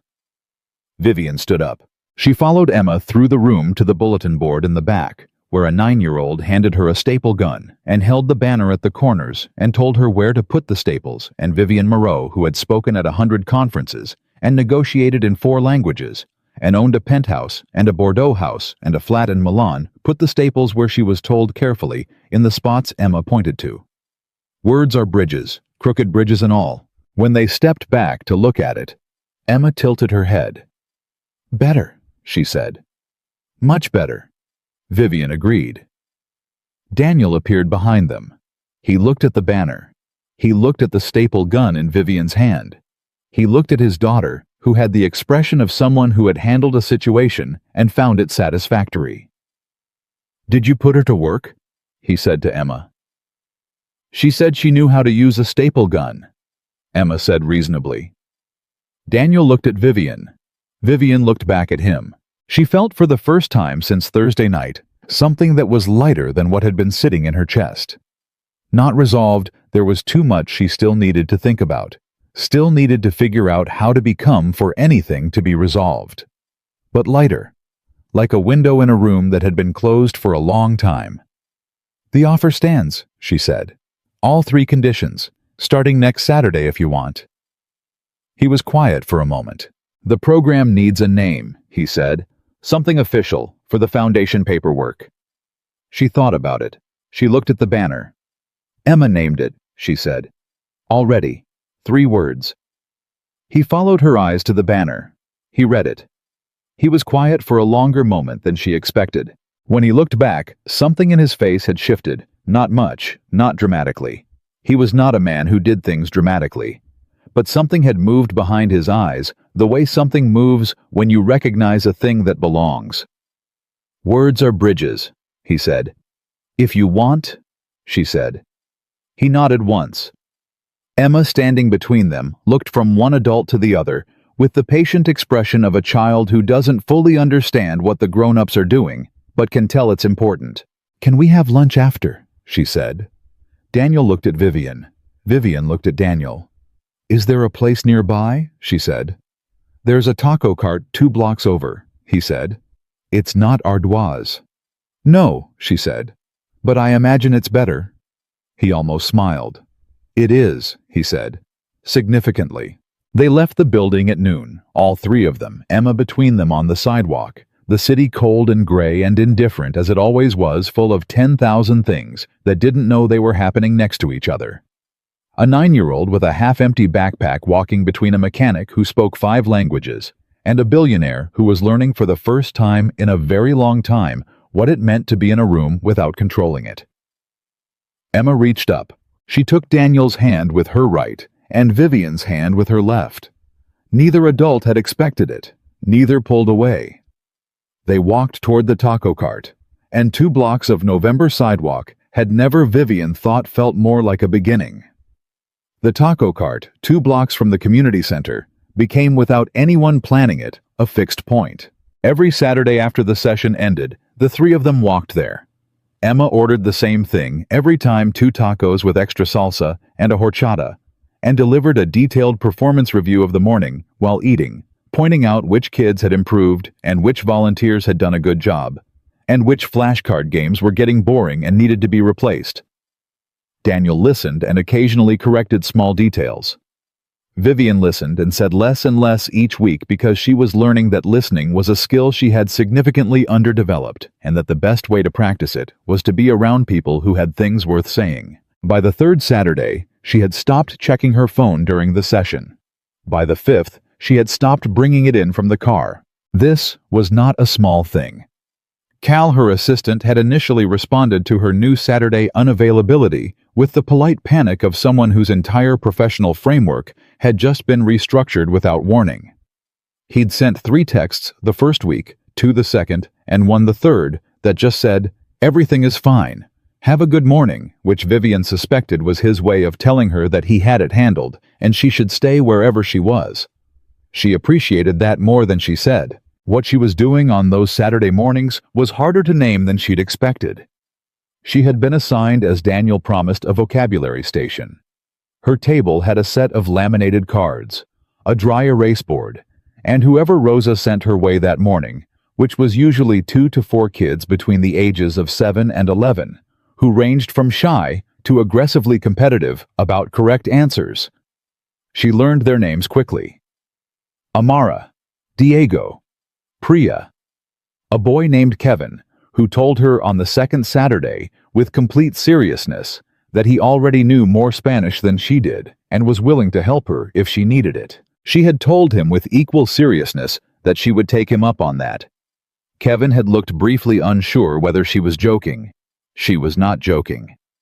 By the 4th Saturday, Kevin was correcting her Spanish pronunciation with the same unfiltered authority that Daniel's daughter used for everything, and Vivian was accepting the corrections the way she was learning to accept things in this room, without deflection, without the professional armor, just straight. It was not comfortable. She was beginning to understand the point. What she had not anticipated, what she could not have anticipated from the outside, which was where she'd been spending most of her time for the past decade, was how much she would come to understand about the children at her table simply by paying attention to how they held a word. Some kids grabbed at new vocabulary aggressively, like they were collecting something. Others approached it sideways, testing it privately before committing to it out loud. Some lit up at the recognition of a word from home in a new context, a flash of something behind the eyes that was closer to relief than excitement. Like proof that where they came from had not been left behind entirely. She mentioned this to Daniel on the 6th Saturday at the taco cart. He looked at her over his coffee cup. "You're seeing it," he said. "I don't know what to do with it," she said. "You don't have to do anything with it. It's just true. The kids who have the hardest time aren't always the ones with the biggest language gaps. They're the ones who think learning English means losing something else. Once you deal with that, the vocabulary takes care of itself." How do you deal with it? You tell them the truth. Learning a new language doesn't replace the one you have. It builds on top of it. Every language you have is one more way to be understood. He took a drink, which is what most people are actually looking for. Emma was eating her taco and not participating in this conversation, but Vivian had learned that Emma's non-participation was not the same as non-attention. Sure enough, without looking up from her food, Emma said, "That's why Dad says words are bridges, not doors. Bridges go both ways. Doors only open one direction." Vivian looked at her. Daniel looked at her. Emma kept eating. "How long has she been this wise?" Vivian asked. "Since about age 6, Daniel said. "It's been mildly terrifying." That was week 6. Week 7 was when things shifted in a direction none of them had planned for. It started with a phone call. Vivian was in her office on a Wednesday afternoon when her foundation director, a careful and competent woman named Sandra, who had been running Moreau Foundation operations for 4 years, appeared in the doorway with an expression that Vivian had learned meant something has happened that is going to require a conversation. Sandra sat down. She said she needed to talk about the Words Are Bridges funding allocation. The paperwork had been processed, the first disbursement had gone through, and then a journalist from a mid-sized business publication had called the foundation asking for a comment on Moreau's new community initiative. Vivian was very still. "I didn't announce anything." "No," Sandra said. "But someone did. The publication received a tip. They're saying they have documentation of the funding agreement." Vivian thought immediately of the conditions Daniel had set on the first Saturday. "You don't use this for press." She thought about the families with complicated documentation situations who needed to come to that room without worrying about visibility. "Who tipped them?" she said. Sandra hesitated. The tip appears to have come from someone within our foundation's network, possibly someone connected to one of the investor contacts from the Ardoise dinner. She paused. Philippe Renault's communications office made 3 calls to this publication in the last month. Vivian heard this. She sat with it for 5 seconds. Then she called Daniel. He picked up on the second ring. There were background workshop sounds which told her he was at the shop.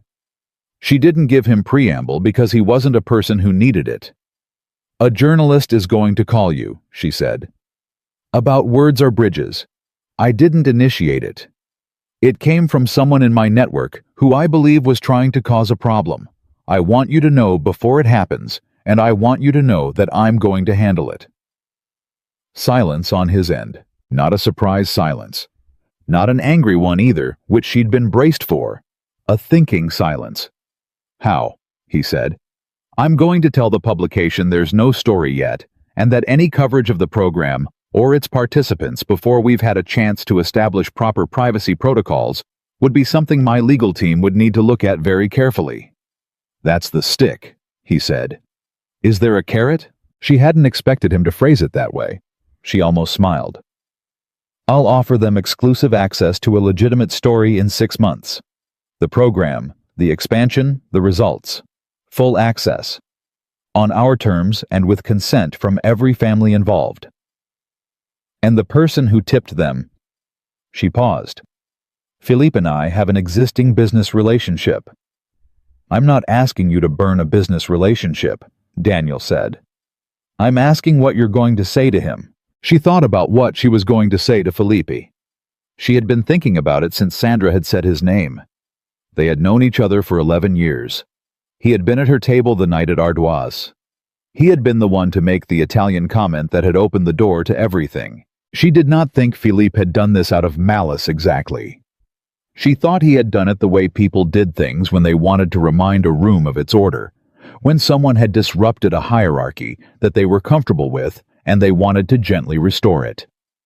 She thought he had seen Vivian's involvement with Daniel as a strange deviation that needed a frame, a story that put it back into a category he understood. Billionaire's pet project. Vivian doing charity. Vivian finding a cause. She thought about what she was going to say. I'm going to tell him the truth, she said. Daniel said, which is, that he made an assumption about the situation based on what he could see, and he was wrong. She let that land. Sounds familiar? Another silence. Then for the first time since she'd known him, Daniel Hayes laughed. Not a polite laugh, an actual laugh, short and real, the kind that meant something had caught him off guard. Call me after you talk to the publication, he said. I will. She called the journalist first. She handled it precisely the way she'd told Daniel she would, the quiet legal implication, then the genuine offer. The journalist, who was professional and reasonable and actually more interested in a real story than a rushed one, accepted. She called Philippe second. She did not send a message. She did not have Cal set up the call. She dialed his cell number directly, which she had never used for business in 11 years. And when he answered in French, she replied in English, which for anyone who knew Vivian Moreau was its own kind of signal. She told him what she knew. He denied it for approximately 45 seconds. Then he stopped denying it. Then he said in the tone of someone making a reasonable point, Vivian, I only thought the exposure would be good for you. This kind of visibility, a powerful woman giving back in a personal, authentic way, it's a good story. I know it's a good story, she said. That's not the point. Then what is? She thought about 32 kids at laminated tables. She thought about Miguel with his arms crossed. She thought about families with complicated documentation situations who needed to come to a green-doored building on a Saturday morning without worrying that someone was going to make a story out of them. The point, she said, is that these are real people, not a story, not visibility, not a brand moment. She paused. I know that's a strange concept. It was strange to me too until recently. Philippe was quiet. Don't do it again, she said. It was not a request. She hung up. She sat at her desk. She had been having a lot of moments lately of sitting at her desk in the aftermath of something and feeling the specific weight of who she was, becoming different from who she had been. It was not always comfortable. It was sometimes disorienting, in the way that any real change was disorienting, not because it was wrong, but because you were moving through territory that didn't have landmarks yet. She called Daniel back. "It's handled," she said. "The family's protected. I'll send you the agreement I made with the journalist so you can see exactly what was promised." "Thank you," he said. She was about to say, of course, the automatic social response, and stopped herself because of course implied this was nothing, and it wasn't nothing. It had cost her something. A clean relationship with a longtime colleague. A certain ease. She had done it anyway, because there was no version of keeping the conditions she'd agreed to that didn't require actually keeping them.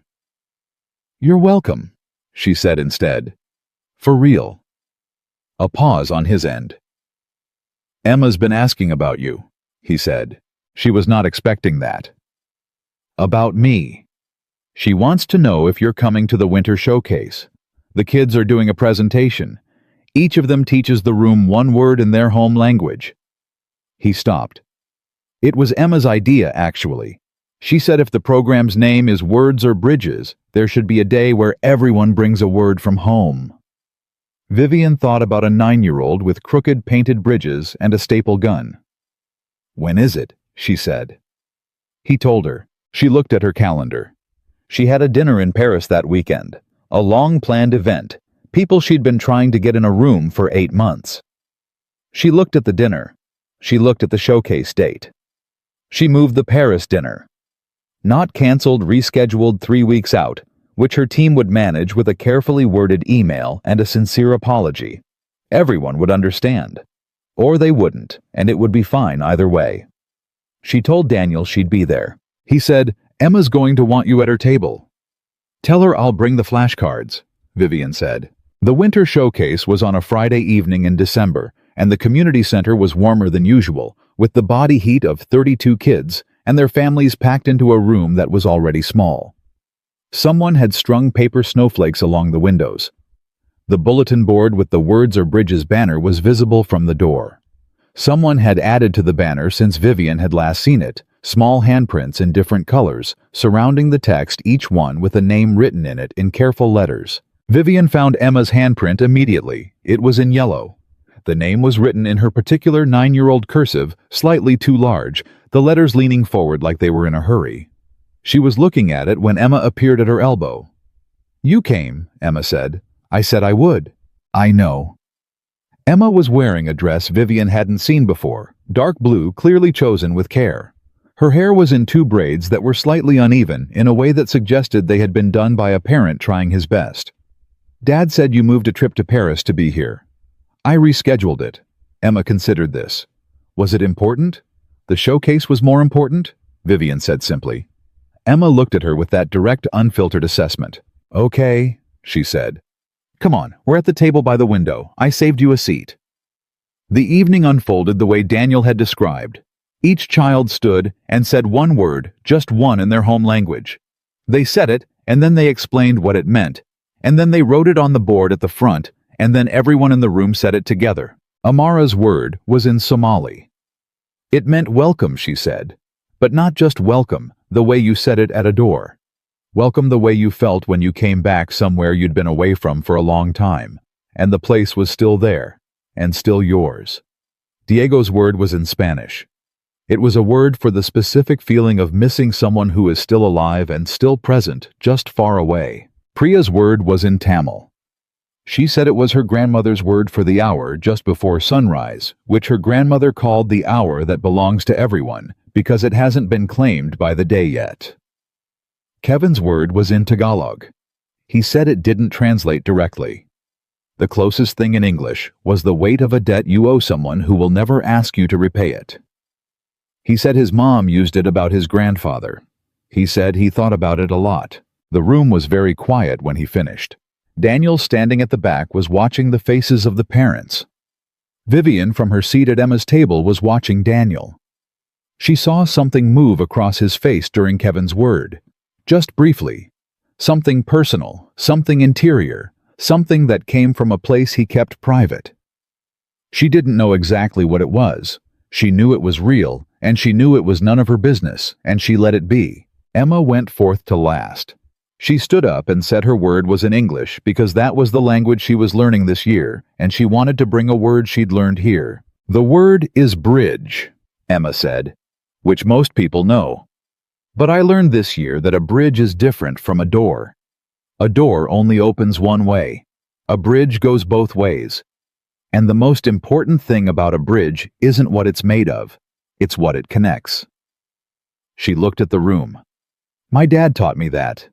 But I think he learned it from being in a lot of places where people needed to find each other across something that felt too big to cross. She sat down. Vivian was looking at her hands on the table. She was not going to cry in a room full of children and their families. She had made this decision 30 seconds ago, and she was holding to it. You okay? Emma said quietly. Fine, Vivian said. Your braids are slightly different lengths. Emma put her hands up to her hair. Dad did them. He tries. They're good. They're crooked. Crooked things hold, Vivian said. You told me that. Emma dropped her hands. I told you that about bridges. Same principle. Emma looked at her. Then she leaned over and rested her head briefly against Vivian's arm, 1 second, maybe 2, just the weight of a 9-year-old's head against a wool sleeve. And then she sat back up and started talking to Amara across the table about something Vivian couldn't follow. Vivian sat very still. She thought about the weight of a debt you owe someone who will never ask you to repay it. She thought about how Kevin had said that was his grandfather. She thought about what the word was for what she owed a man who had stood up in a restaurant and shown her something true without intending to teach her anything at all, who had set 3 conditions and meant all of them, who had raised a daughter, that leaned her head on strangers' arms because it didn't occur to her not to. The evening ended with everyone in the room saying all 32 words together, which was chaotic and joyful and entirely too loud for the space, and which was exactly right. During the small reception, Daniel found her near the bulletin board. He stood beside her looking at the banner, the handprints, the crooked bridges. Well, he said. Well, she said. You moved Paris. I mentioned that. Emma mentioned it first. I was verifying. She looked at the handprints. The second site, she said. I found someone. For the coordinator position. She's been doing field coordination for 6 years, 2 of them in language education programs in refugee camps in Greece. She's looking to come home. He turned to look at her. Her name is Yolanda Park, Vivian said. She's 31. She's exactly what you described, someone who's been in the work. She paused. She'd be ready to start in February. Daniel was quiet for a moment. How did you find her? I made 12 calls, Vivian said, to people in my network who know field people. Most of them had never been asked that kind of question from me before. She paused. It was a useful exercise. He was still looking at her. I asked each of them, she continued, to think about someone they knew who did this work because it needed doing. Not for the resume, not for the visibility, just because it needed doing. She met his eyes. Her name came up 4 times independently. He looked back at the banner. That's a good method, he said. I learned it from watching someone pick up a vocabulary card in a room they didn't know yet, she said. And start anyway. He didn't respond to that, but he didn't look away from the banner either. Rosa appeared pulling on her coat keys in hand. Daniel, lock up tonight, James has to leave early. Yeah, he said. Good showcase, Rosa said. She glanced at Vivian. You're pretty decent with the flashcards. Kevin says you're improving. Kevin is a rigorous teacher, Vivian said. He really is. Rosa said it with the affection of someone who had watched this particular 9-year-old be rigorous at teachers for years. Night. She left. Emma came and found them. She was carrying her coat and the remaining horchata she'd apparently brought from the taco cart as a personal showcase provision, and she looked satisfied in the way of someone who had organized something and watched it go well. Dad, she said, can we get food? It's 9 o'clock. I know what time it is.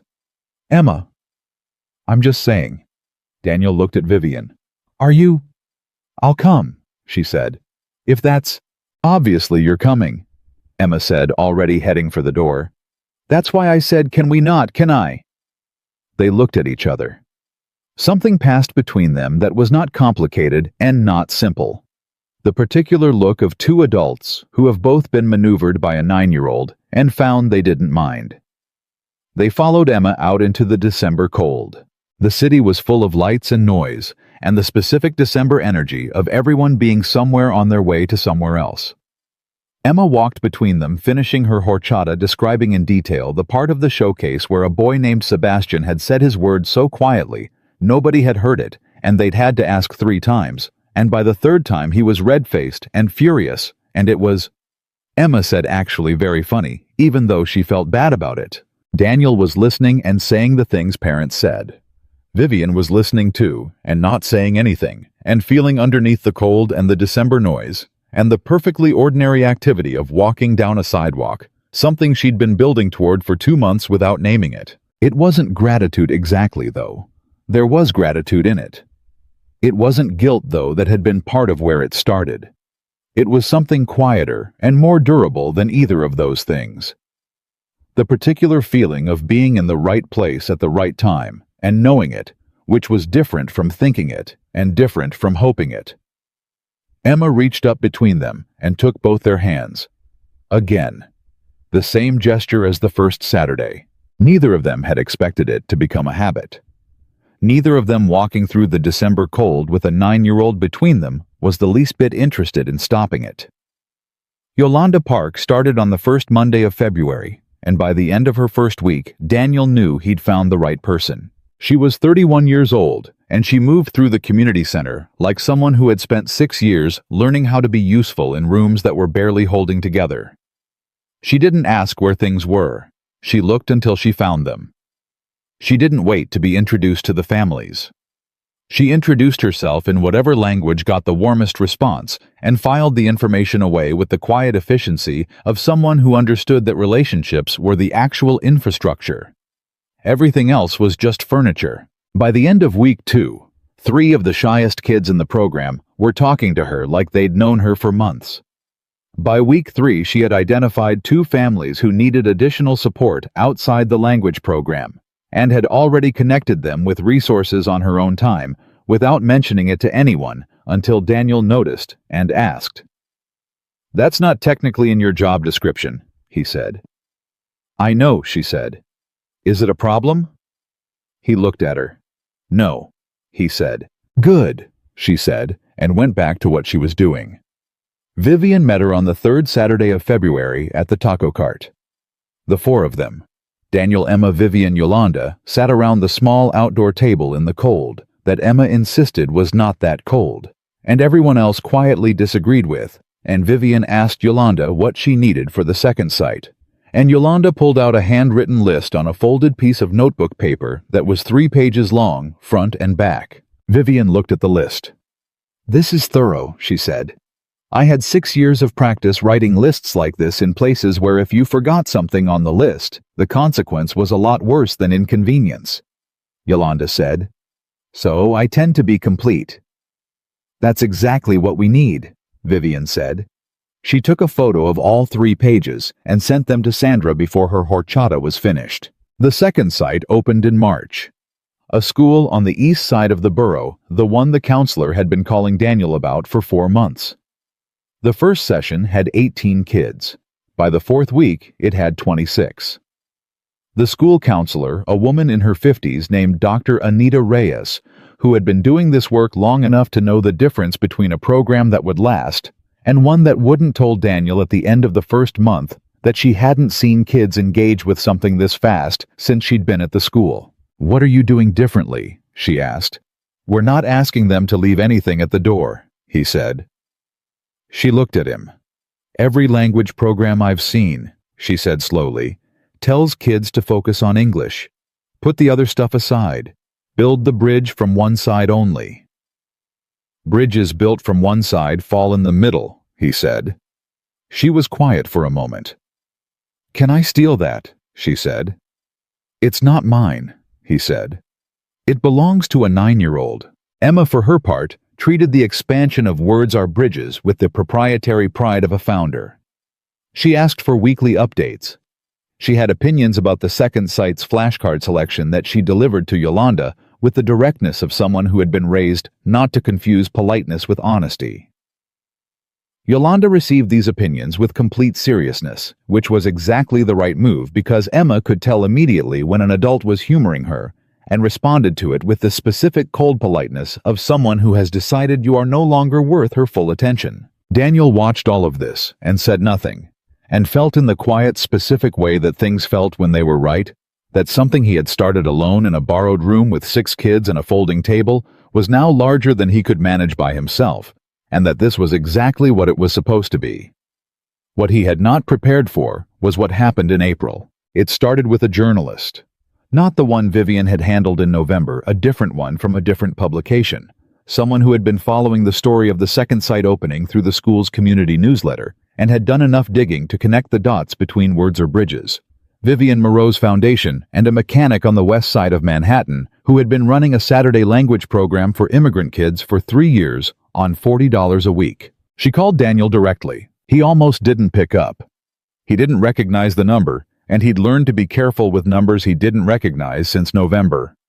But something made him answer, and the journalist, her name was Christine, and she had the particular quality of someone who had been doing this long enough to know that the way you asked a question determined whether you got the truth.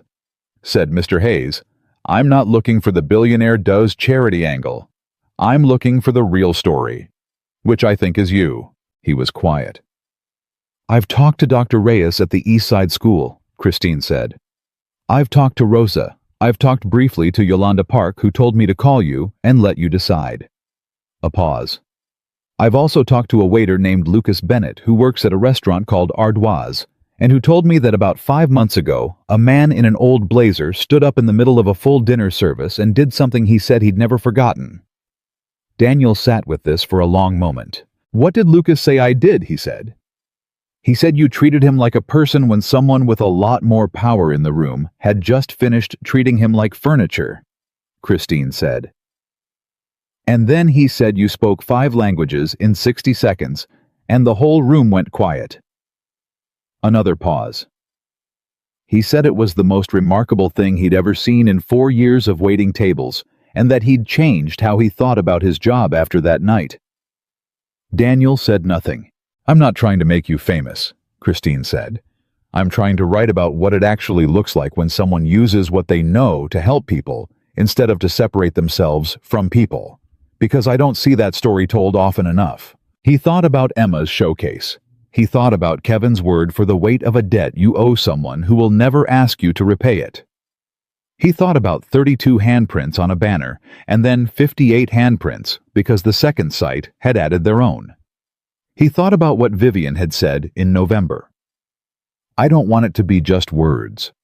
The families are private," he said. "I won't name or photograph any child or family without written consent." Christine said immediately, "I've already discussed this with Yolanda. The program stays in control of its own narrative." "Agreed. And I want to read the piece before it publishes. That's not usually how we—" She stopped. "Yes," she said. "All right." He called Vivian. She picked up on the first ring, which meant she'd been expecting the call. He explained what Christine had said. Vivian was quiet through the whole thing. When he finished, she said, "What do you want to do?" "I don't know yet," he said. "What do you think?" She was quiet for a moment, and he knew she was thinking, not performing. Thinking, not assembling a PR calculation, actually thinking. He'd learned the difference over the last 4 months. "I think," she said carefully, "that the reason you didn't post about this program for 3 years was because you were protecting it. Keeping it contained so it could grow without interference." A pause. "But I also think that what you built is something more people should be able to find.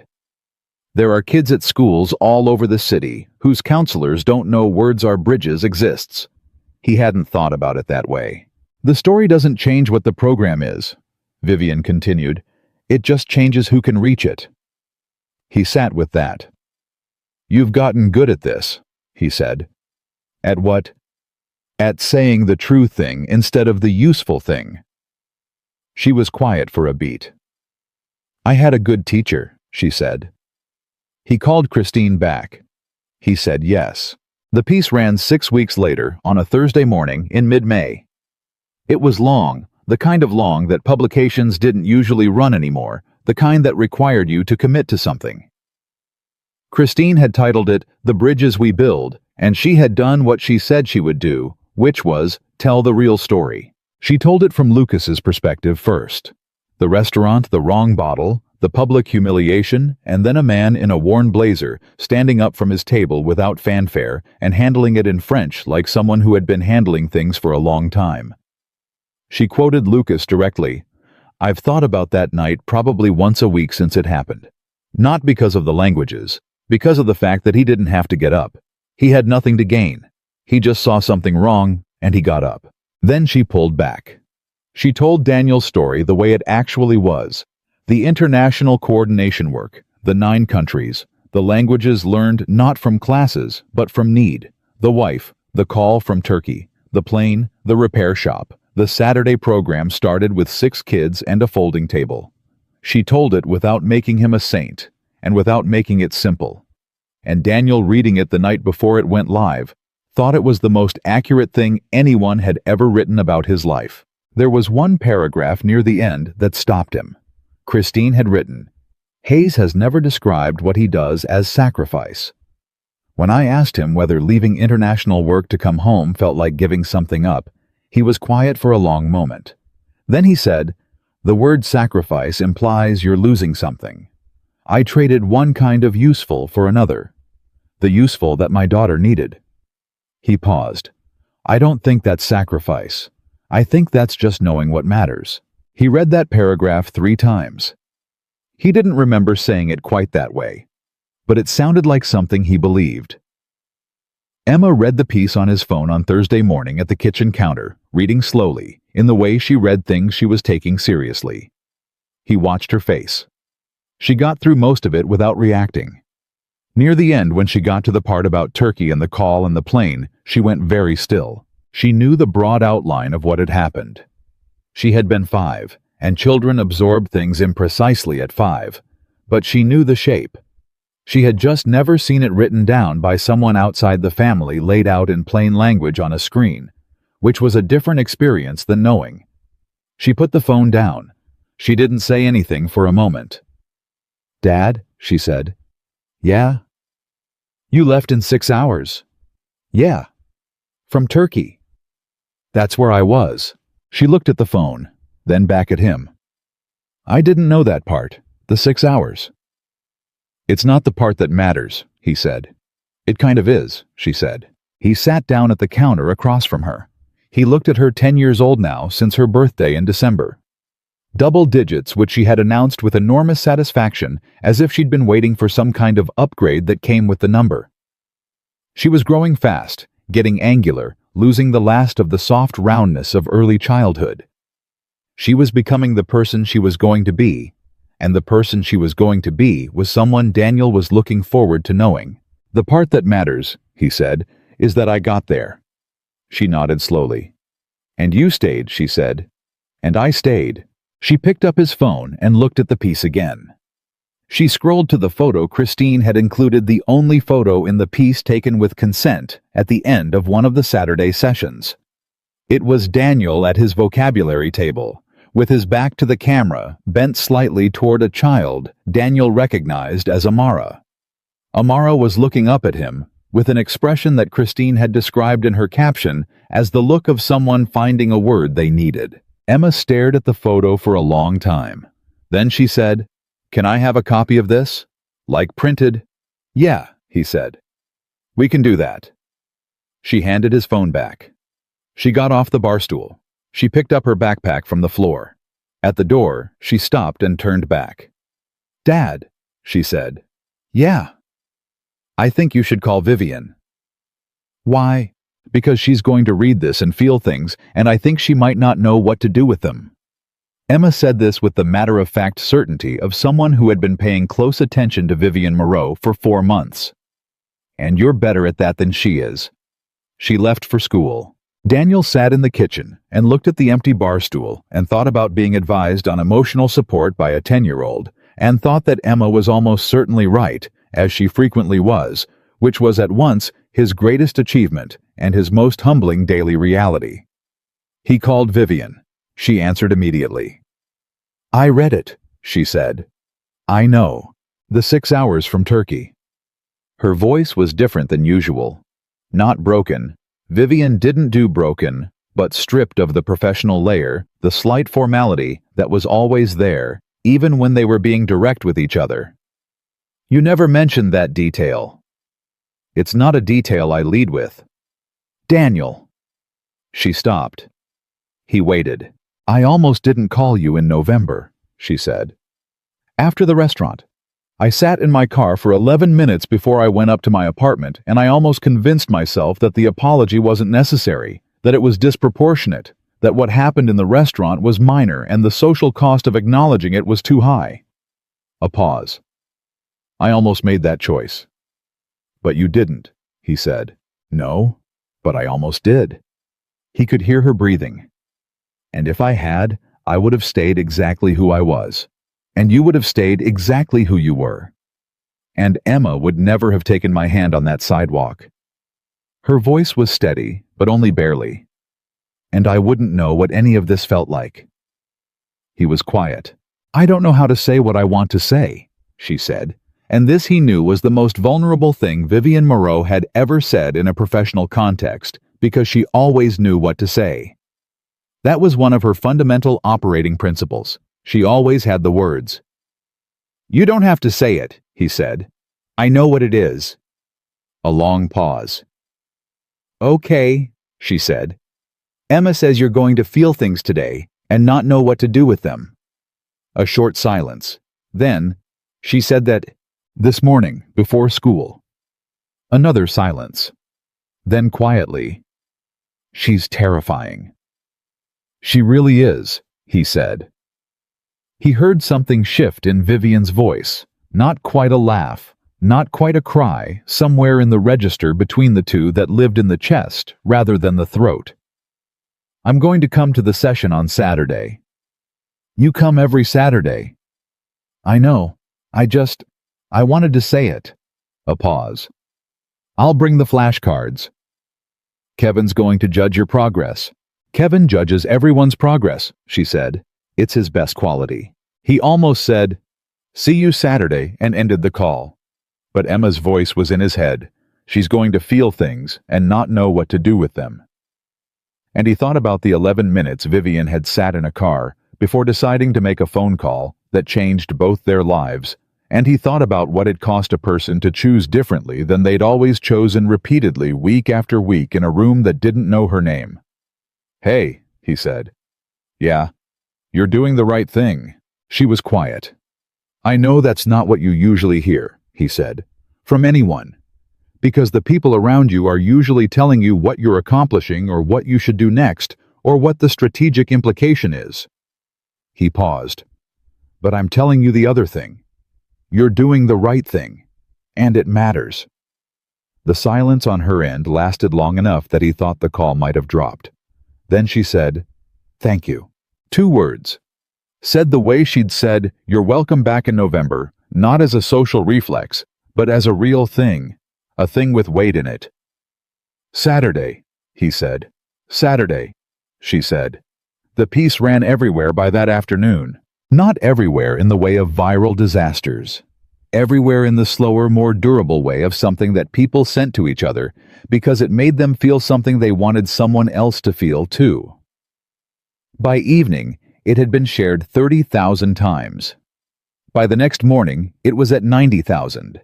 By the end of the week, Christine's inbox had more than 400 messages from school counselors, language program coordinators, community center directors, and parents asking how to find words or bridges, how to replicate it, how to start something similar in their own city. Daniel's phone rang for 3 days straight. He let most of it go to voicemail. He called back the school counselors first, then the community center directors. Then carefully, a woman in Chicago who ran a similar program with none of the resources and all of the same instincts, and whose voice on the phone had the particular quality of someone who had been working alone in a good direction for a long time and was very tired. He talked to her for 40 minutes. At the end of the call, she said, "How did you keep going before you had support?" He thought about it. "I didn't think about keeping going," he said. "I just did the next Saturday, and then the one after that." "That's it." "That's it." She was quiet. "Okay," she said. "I can do the next Saturday." He called Vivian that night and told her about the Chicago woman and the 40 minutes and what she'd said at the end. Vivian was quiet through all of it. Then she said, "I want to fund her program." "I know you do." "Is that too fast?" "No," he said. "Call her tomorrow. Tell her the same things you told me, all 3 conditions." "What if she has her own conditions?"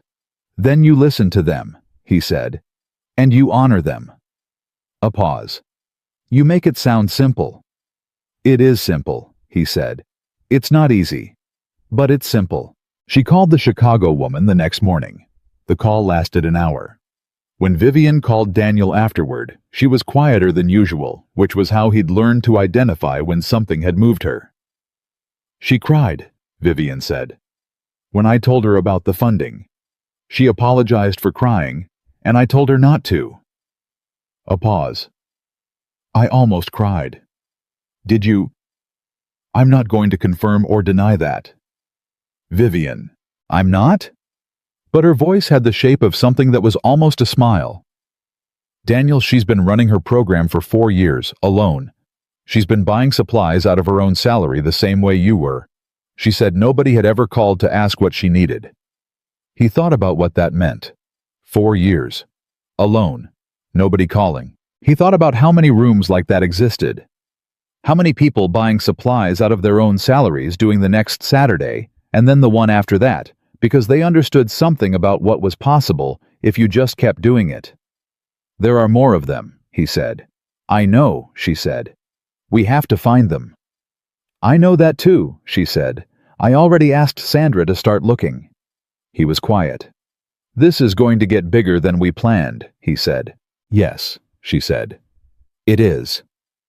"Are you okay with that?" A pause, not a short one. "I'm okay with that," she said. "As long as the conditions stay the same." "They stay the same," he said. "No matter how big it gets. The families stay private. The programs stay in control, and the people running it stay visible." He paused. "The money is invisible. The people are not." "Agreed," she said. "Completely." 6 months after the piece ran, Words Are Bridges had operating programs in 7 cities. Chicago was the second. Detroit was the third. A small program in Houston that a retired teacher named Octavia had been running out of her church fellowship hall for 2 years became the fourth when Yolanda called her on a Tuesday afternoon and heard in the first 30 seconds of the conversation the exact same quality she'd heard in Daniel's voice the first time they'd met. The voice of someone who had been doing the right thing for a long time without asking whether anyone was going to show up to help. Octavia showed up the following Saturday.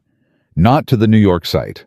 She drove 11 hours because she said she needed to see it with her own eyes before she trusted it, which was exactly the kind of judgment Daniel respected and said so. She walked through the room. She watched the vocabulary stations.